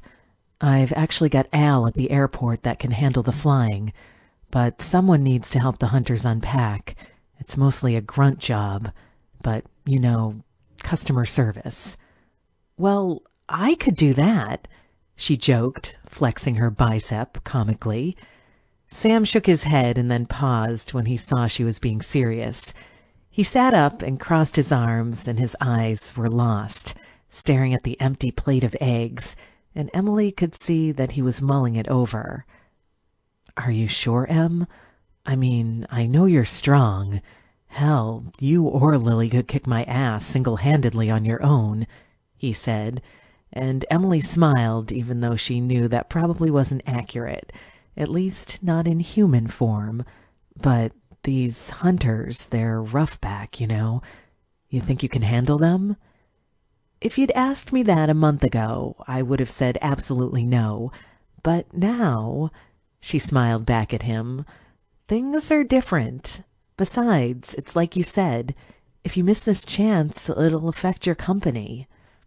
Sam still seemed a bit unconvinced and gave her a long, hard look, but she returned it with an equally stolid expression until at last the rise of his shoulders fell and he sighed and had to laugh. "Crazy girl," he muttered.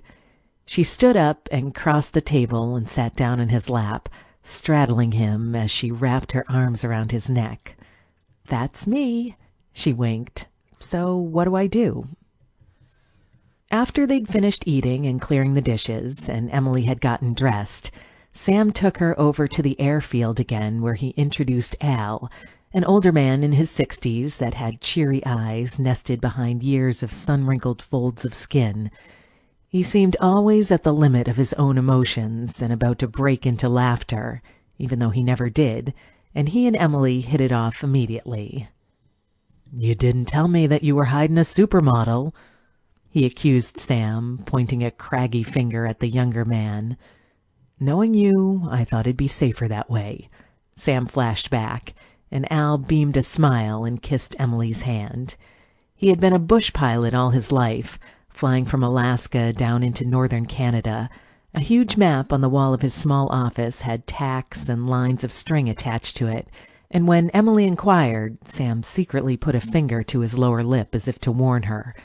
The warning was apt, because given the opportunity, Al would wax eloquent on all manner of places he had been. He had even more stories about Alaska than Sam did, and Emily highly suspected that her new boyfriend had acquired the penchant from this old-timer. Finally, Sam looked at his watch and made a quick apology. If he was going to catch the hardware store before it closed, he'd have to leave now for Fairbanks. Outside of Al's office, Sam turned and wrapped his arms fiercely around Emily's waist again, and they shared another passionate kiss. "Al will tell you everything you need to know. You can use the car and the cabin for tonight, and he'll pick you up tomorrow. Are you sure about this, Em? You really don't have to. I fucked up. This is my problem." "You didn't do anything," she said. "Besides, I want to help. And like you said, it's good to get out of Fairbanks. This way I'll get to see even more. Besides, Al seems like a really sweet old guy. Just promise me we'll do something next week." "Cross my heart," he murmured and kissed her again. From the small office that doubled as Trapper Creek's airport tower, she watched as Sam took off in the Cessna, becoming a small dot on the horizon. She had lied when she said she was totally okay with helping him. Obviously, she wanted to, but it was still strange to suddenly be far from Fairbanks and any other kind of support, even though Al, in his wheeled chair beside her, a cup of overly sugared tea in one hand, gave her a comforting smile. Risk-taker Emily, she said to herself again. That's right. Chapter 5. The call came in late afternoon on Sunday while Sam was busy at Lily's cabin. Apparently, a message had been picked at the Fairbanks airport, and Lily was the first to hear about it when she overheard something at the cafe. She'd quickly put both new interns in control of the cafe and had sprinted back down to the cabins. Sam was just coming out from under the sink when she burst in, tears in her eyes and breathing hard, and Sam had to sit her down on the wooden stool by the kitchen table until she could get her breath back enough to speak clearly. "Settle down, Lil. It's okay. Just tell me. What's going on?" "It's the plane," Lily said, breaking into fresh tears, and her shoulders quaked. "What about the plane?" he asked more seriously. "The Fairbanks airport picked up a message from them, a mayday, something about a propeller malfunction, then the radio cut out. The Army's already been alerted. They're supposed to be sending in a search and rescue team in a few hours." Sam was visibly jolted and grabbed Lily by both shoulders and held her, his hands becoming like vices, until at last she let out a little squeak of pain, and he snapped out of it and released her immediately. I'm sorry," he blurted, wide-eyed. Lily stood up and gave him a hug, wrapping her tiny arms around him. "Sam," she could only breathe. "What are we going to do?" Sam stood there for a long time, and Lily could tell that he was in shock. She had always suspected the connection between Emily and one of her oldest friends since childhood. As she clung to him now and placed her head against his chest, she could hear his heart like a hammer, trying to pound its way out of him. He was afraid, and that scared her because she'd never known Sam to be scared of anything. He was like a rock, even when the rest of the world shook around him. But now he was paralyzed, unable to move from the spot. "Sam, what—" "I'm going to find her," he interrupted before she could finish her sentence, and she pulled back and gave him a look. "How?" "Get your coat," he murmured. Sam ran 2 stop signs and a red light on the way to the Fairbanks airport with Lily beside him. She held on for dear life, but was too stricken by the look and intensity in Sam's face to argue or say anything until he had signed them in and they were sitting in the cockpit of his Cessna again. "You remember your lessons I gave you?" he asked, turning the ignition and waiting for clearance to take off. Yeah," she said with less certainty. Sam had, of course, taken her up numerous times and even tried to teach her how to fly. She wasn't confident, but she could do it if she had to, especially if it meant saving Emily. "If they went down, it should be easy to find them. Al never strays from the flight path. That's not the problem. The problem is getting to them, if they're still alive." Sam choked on his words, and his hands tightened around the plane's steering column. "It's Al," Lily said, trying to comfort him. "If anyone can land a plane safely, it's him." "Yeah," Sam replied, without conviction. A voice muttered something in his earpiece, and he pulled back on the throttle, and the small Cessna plummeted down the tarmac. Lily was in charge of monitoring the airwaves as they beelined toward Trapper Creek. According to the Elson Air Force Base south of town, they'd already dispatched a helicopter to try and locate the scene of the wreckage or to ascertain what had happened. At their current speed, they'd arrive at Trapper Creek about a quarter of an hour ahead of them. Sam grit his teeth and increased the speed of the plane so that the engines thrummed like wild beasts off their chains, deafening the cockpit. Lily felt another knot tighten in her stomach and looked across at Sam. He had changed. It was a side of him she had seen before, but not for a long time. It was the bear, the side of him that had come out in their childhood, when Lily had been persecuted by the older boys and girls at school. It was the look that Sam had given their classmates when he'd found Lily one day after gym, crying in the corner because some of the older students had tossed stones at her, opening a gash under her eye. She could still remember that day, the way he had picked her up in both arms and wordlessly carried her to the nurse's office. She had only heard rumors about it the next day, that Sam had walked briskly up to the two older boys responsible, asked them in a low, calm voice what they had done, and then proceeded to pummel both of them almost into unconsciousness. Sam had been suspended for a week, but the boys had never bothered Lily again. When he came back, he was all smiles again, that cheery facade that he wore for her benefit. But every time she saw him look at the two boys, who never failed to hurry out of Sam's way from then on, she had seen a new look pass across his features, the protective glare of a bear hungering for blood. As they passed over Trapper Creek, another call came in across the radio, and Lily motioned to Sam. The helicopter had found the wreckage of the plane, and it looked intact, but the forest was too dense to try a rescue, and a storm was coming in from the north. They could already see it, a black thread of gray on the horizon, moving fast.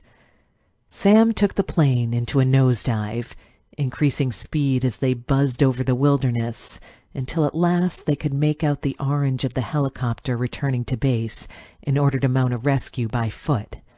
"It'll take them nearly a day to reach the plane," Sam grimaced. "What are you going to do?" Lily said. He didn't reply immediately, but did another flyby. Sure enough, Al's plane was there, a white gleaming piece of metal in the forest. There were no other signs of life, and both Lily and Sam tried to allay their fears. "I'm going to do something stupid, Lily, and I need you not to argue," he replied. "When you do something stupid, it's really stupid," she said disapprovingly. "What are you thinking?"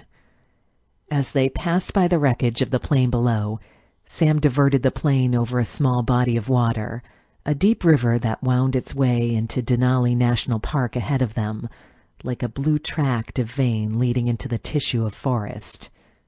"If they're hurt down there, they don't have a day to wait. I can't wait for the rescue party to try and get there on foot. That storm is going to be here in a matter of hours." "You didn't answer my question," Lily said, turning her wide cheeks toward him. She looked worried. Sam shrugged and let out a big sigh. "Well, when we're in form, we're a lot stronger and more durable. Technically, if we're flying low enough over that river, I should be able to—" He paused. "Jump. It'll be a hard landing, but I can survive it." "No," Lily said flatly. "There's no other way." "You're talking about suicide, Sam," Lily bleated. "We protect our own," he reminded her. "I'll get us in a flight pattern over the river. You just keep it steady. When I jump, you head back to Trapper Creek and you stay there. Do you understand?" "Sam," she shook her head again. He reached over and touched the top of her head fondly. "I'm too stubborn to die," he said softly, "and you'd kill me twice over if I don't fix your plumbing."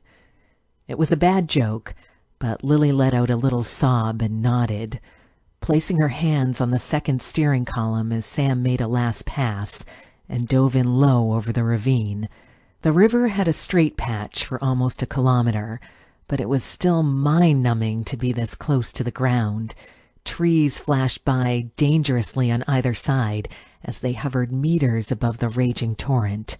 Sam let go of the controls and jumped into the back of the plane, opening the side door. A gust of cold wind slammed hard into both of them as Lily tried to hold the plane steady. "Save her," Lily said once over her shoulder.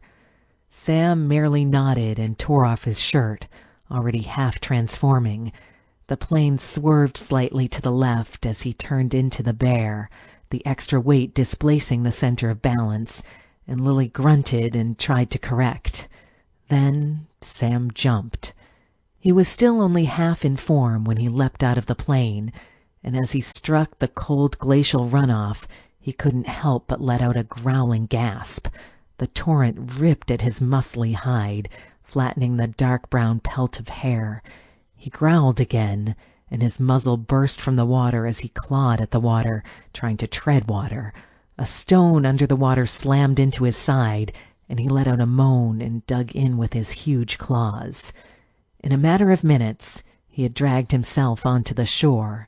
The buzz of the plane overhead shook the air, and he looked up and saw Lily making a last pass, and saw her smiling in relief through the window of the cockpit. He lifted his nose to the air and tested the scents. Smoke, metal. Instinct kicked in, and he started to run, blitzing up the bank and into the cool shade of the canopy, his paws tearing up the earth as he ran. Desperation locked into his bloodstream as he ran, huffing every step of the way, his massive lungs filling with the smells of the forest. Only one image burned itself inside the inside of his mind. Emily. It took him less than 20 minutes to find the wreckage site. The plane was still intact, but he approached warily. If the hunters were still there, seeing a giant bear would definitely arouse suspicion. As he bore down on the back of the plane, he kept sniffing the air. Emily and Al's scent was present, but he couldn't hear any movement. As he rounded the plane, his heart sunk. Leaning against the side of the plane was Al, and he looked in a bad way. He was propped up against the metal and holding his side. When he saw the giant bear, his old eyes widened in panic, but quickly died down again when he seemed to recognize the tawny face staring back at him. Sam shrunk out of form quickly. "Figured you'd find us first," Al winked. It was something Sam had taken for granted. Al had always known about him and Lily, about the others. He was a vault of secrets, things he'd take to his grave. "Al, Christ, what happened?" Sam said, bending down, his naked haunch brushing a piece of sharp metal. "Rotor caught," he murmured painfully. "Don't worry, it's just a bruised rib. I'll be fine. You need to go and find Emily, quick as can be." "Where is she?" he asked. "When we landed, she hit her head. You didn't tell me she was a bear, too. She turned, transformed." Sam cursed. It wasn't uncommon, when thrown into danger, for the bear to react unconsciously, especially if she had been wounded at all. The natural inclination of the body was to revert into a bear in order to protect itself. Emily had much practice in the last month with her own transformation, but she was still unaccustomed to it, especially under duress. In all likelihood, she transformed by accident and can't transform back, he thought. "I think it scared her," Al continued, "but not nearly as much as the two hunters in the back. When they woke up and saw the bear, they figured the worst, that the bear had come and killed Emily and made off with her. The yuppie bastards. Took after her, like they were going to avenge Emily." "By killing her in bear form," Sam winced. "Go," Al said with a wheeze. "I saw the copter." "There's a storm coming." "Figured that too. My knee is swelling. Don't worry, you idiot. I got rations and blankets and the inside of the cockpit. I'm fine for days. Get out of here and find her." Sam gulped and stood up, his naked torso flexing with adrenaline, and gave the old man a short nod as he pivoted and willed himself back into form. The smell of the hunters was strong from the northeast. He started off at a low gallop. His worry for Emily had increased, and blended into the regret he now felt. I should have said no when she asked to help, he thought. It was all his fault that she had gotten into this mess. He could understand the panic of the hunters as well, Most of the hunters he took into the wild were green city types that had never spent a night alone in the bush. Put them face to face with a full-grown bear and anything could happen. He dug in his claws deeper and increased his speed. A growing sentiment started to form in his brain. He would do whatever it took to save Emily, no matter the cost. It was a hard choice, one he'd had to make in the army numerous times. It was the reason he couldn't stay there. It was too hard to compromise your moral compass, even if it was the right thing to do. And now, here he was, right back in the same sort of situation. He was full of self-loathing and didn't even notice as branches and snags tore at his thick hide. He bent his head low and fixated again on the only thing that mattered, Emily. As he neared a large clearing in the hillside caused by a mudslide, he lifted his nose and got another whiff of human, this time much closer. They couldn't be far off. He hurried down a steep slope toward another small creek that was burbling between the rocks. Above him he could feel the tension in the atmosphere, a slow darkening as the storm came even nearer. When he reached the bottom, his heart stopped for the second time that day. He heard a loud crack issue through the forest, and stopped. His ears pricked. It wasn't thunder. It was too sharp. It had to have been a gun. He growled and pushed through the undergrowth, making no effort to lessen his impact or the sound of his coming. Around another aisle of cedars he could finally make out a small human form. There were two of them, and one of them was limping. Sam hoped it was from the crash of the plane and not from Emily. If she had accidentally wounded them when she was running away, they wouldn't hesitate to shoot her. From his vantage point, it looked as if they'd cornered her against a small bluff. She was fully in bear form and making a pitiful growling sound as she tried in vain to scale the stone escarpment, only to fall back down again. Anger bubbled up in Sam when he saw one of the hunters with a thin mustache and sideburns raise the barrel of his rifle toward her. "You brown bitch," he shouted. "This is for taking the girl." Emily turned, her big brown eyes full of fear.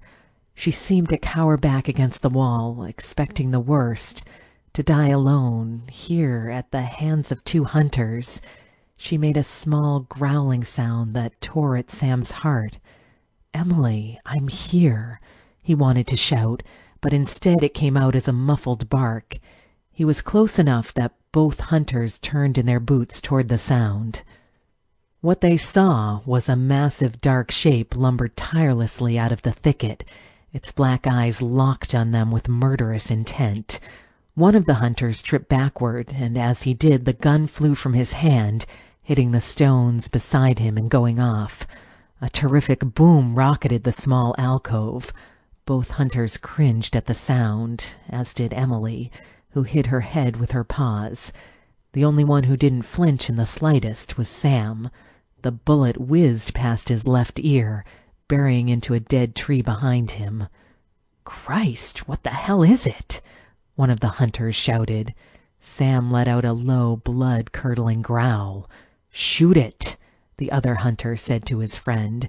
His friend fumbled for the other gun, and Sam's head turned toward them. He was on top of the hunter in moments, his giant paw scattering the gun into the bush. The hunter wept as Sam leaned over him, his jaw open and teeth bared, his snout pulled back in a grizzled sneer. Sam took one step back, allowing the hunter to scurry out from under him. Then, as if emphasizing his domain, Sam stood up, his massive black haunches buried into the dirt as he stood up on his hind legs and opened his wide paws and growled.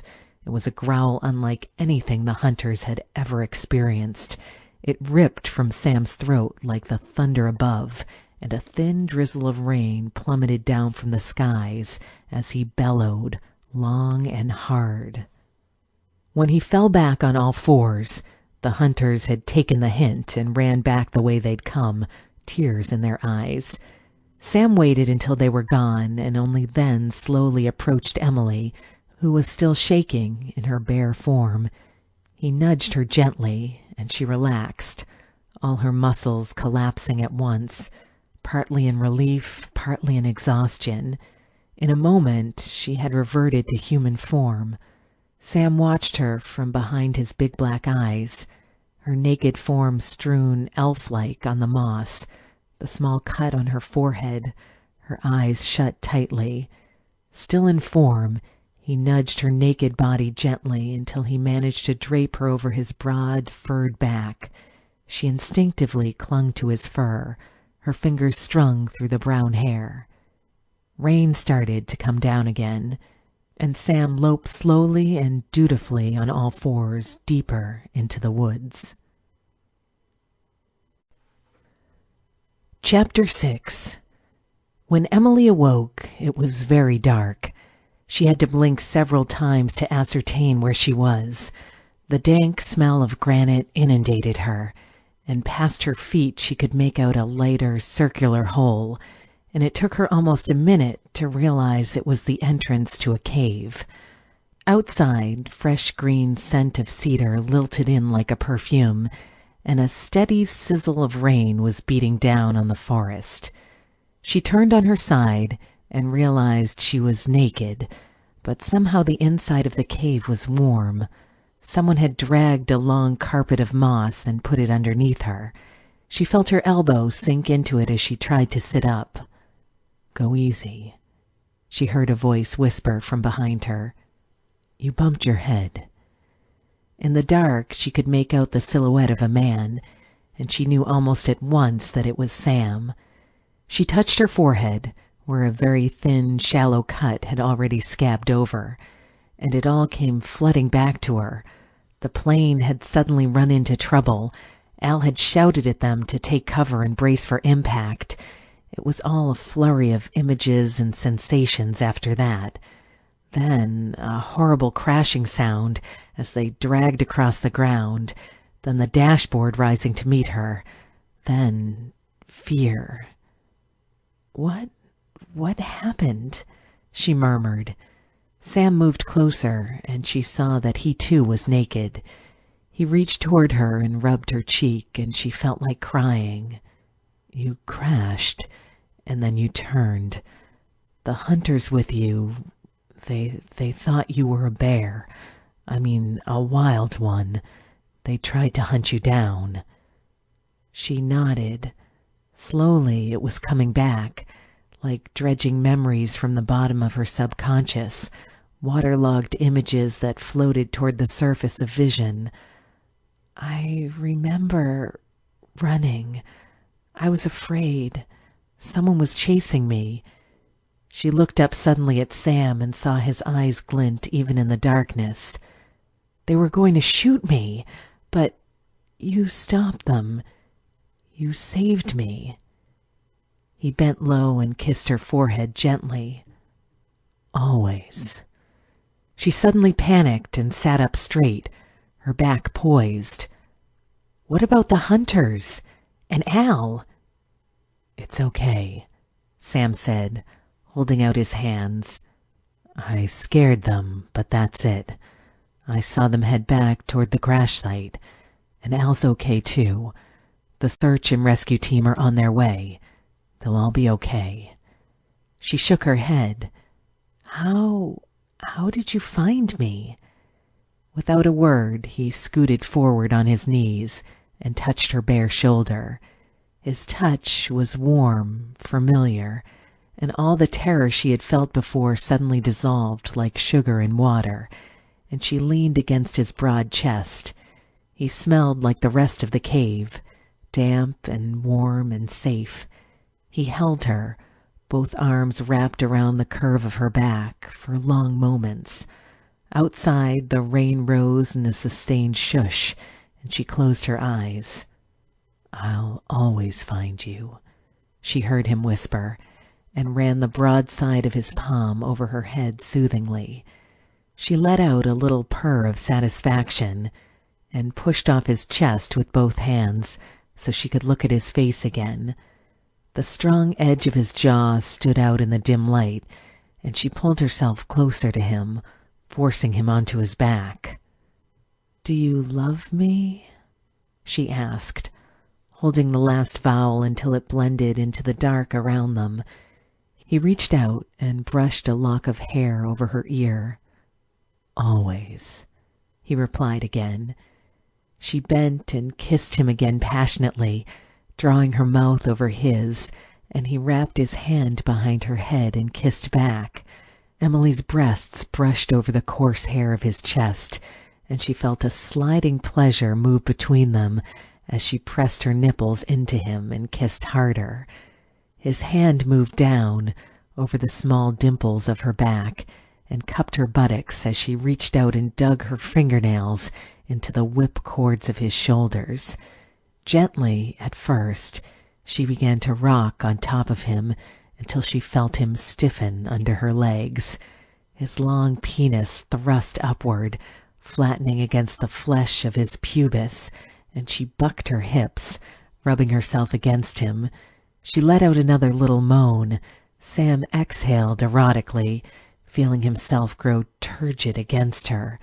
Emily started to move faster, arching her waist so that the head of his member ached against her clitoris. "Ah," Sam murmured. "God, you're beautiful." "You are too," she gasped, her breathing suddenly rapid. "Fuck me." He kissed her again, his arms tight around her shoulders, and Emily reached down between their crotches, found him fully swollen and ready, and slowly guided his member upward. She stiffened slightly, and her mouth opened as his penis prodded upward, slipping into her with a wet cluck, like a tongue pondering an afterthought. Sam grit his teeth, trying to restrain his desire, as Emily's vagina relaxed slowly around him, and she pushed off his chest again until she was straddling him erect, her hands reaching behind to brace herself against his knees.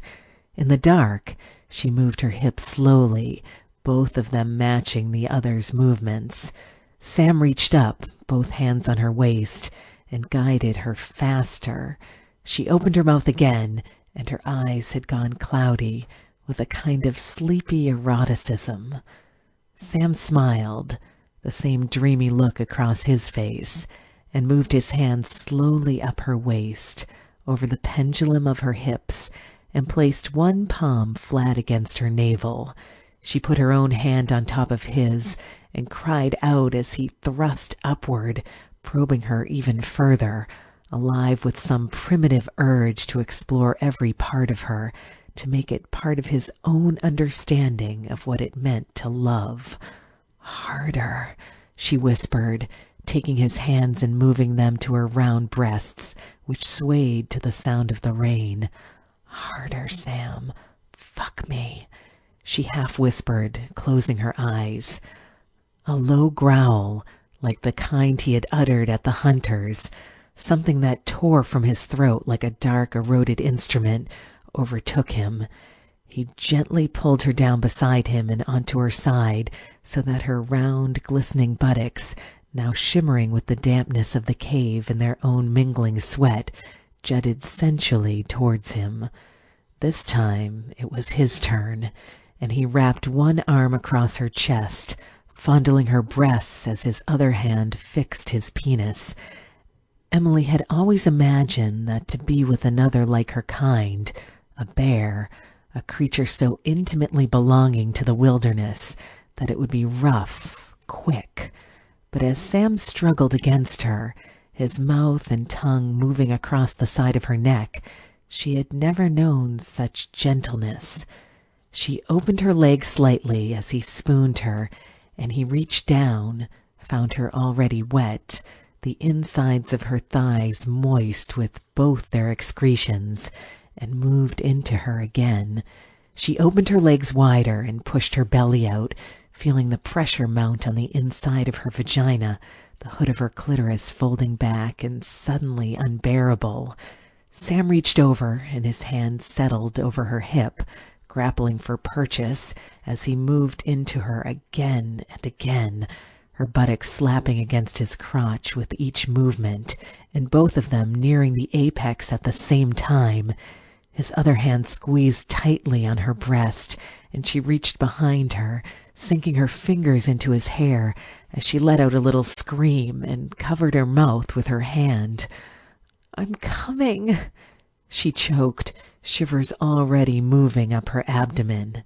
Sam replied by bucking into her reflexively, causing her to orgasm immediately, a fresh spasm racing up her body. Her legs tightened and relaxed, as if she was being electrocuted. She shuddered into Sam, who continued to hold her tightly. She felt him leaking out of her, and her muscles turned to a liquid of their own as she folded into the embrace with her gasping abated. Sam leaned over and kissed her, and when he saw how she was smiling, he wrinkled his eyebrows at her again, an expression she had learned well in their short time together. She reached up and brushed her thumb over his lips. "Thank you for saving me," she said at last, turning over so she could face him. The moss under them lifted its deep, earthy scent and covered them like a blanket. Outside, the rain was dying down. Only the lingering, dropping sound of rain stepping down the branches of old growth. The cavern Sam had brought them to seemed to glow with their entwined bodies. "I guess this weekend really turned to shit, huh?" he said. She pressed her head against his chest again. "What will we tell people when we get back?" "About us?" he said, misunderstanding the question. "I mean, about the plane wreck." He shrugged. "I was out looking for you. I found you. That's all there is to it. I think, though, I'm going to take a little break from hunting tours," he smiled, "and stick with renting cabins." She sighed and leaned into him again. "I love you," she whispered, closing her eyes. "I love you more," he said. Outside, the weather slog kept them company, and Emily reflected on how far she had come. She sincerely doubted that if she could meet herself in the past, it would be hard to recognize that person. It wasn't just a result of finding friends like Lily or a lover like Sam. It wasn't even about finding people who could appreciate her for who she was, inside and out. She was a bear, yes, but she was also a woman. For the first time in a long time, perhaps the first time ever, she had found something she'd been looking for, without ever realizing she'd been looking for it.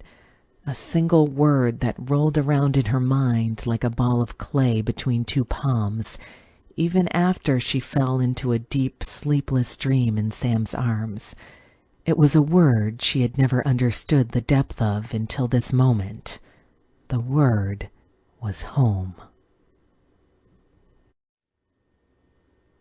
This has been The Bear and Me, a BBW Bear Shifter romance. Written by Amy Starr. Narrated by Tanya Stevens. Copyright 100 by Amy Starr. Production copyright 2015 by Amy Starr. Audible hopes you have enjoyed this program.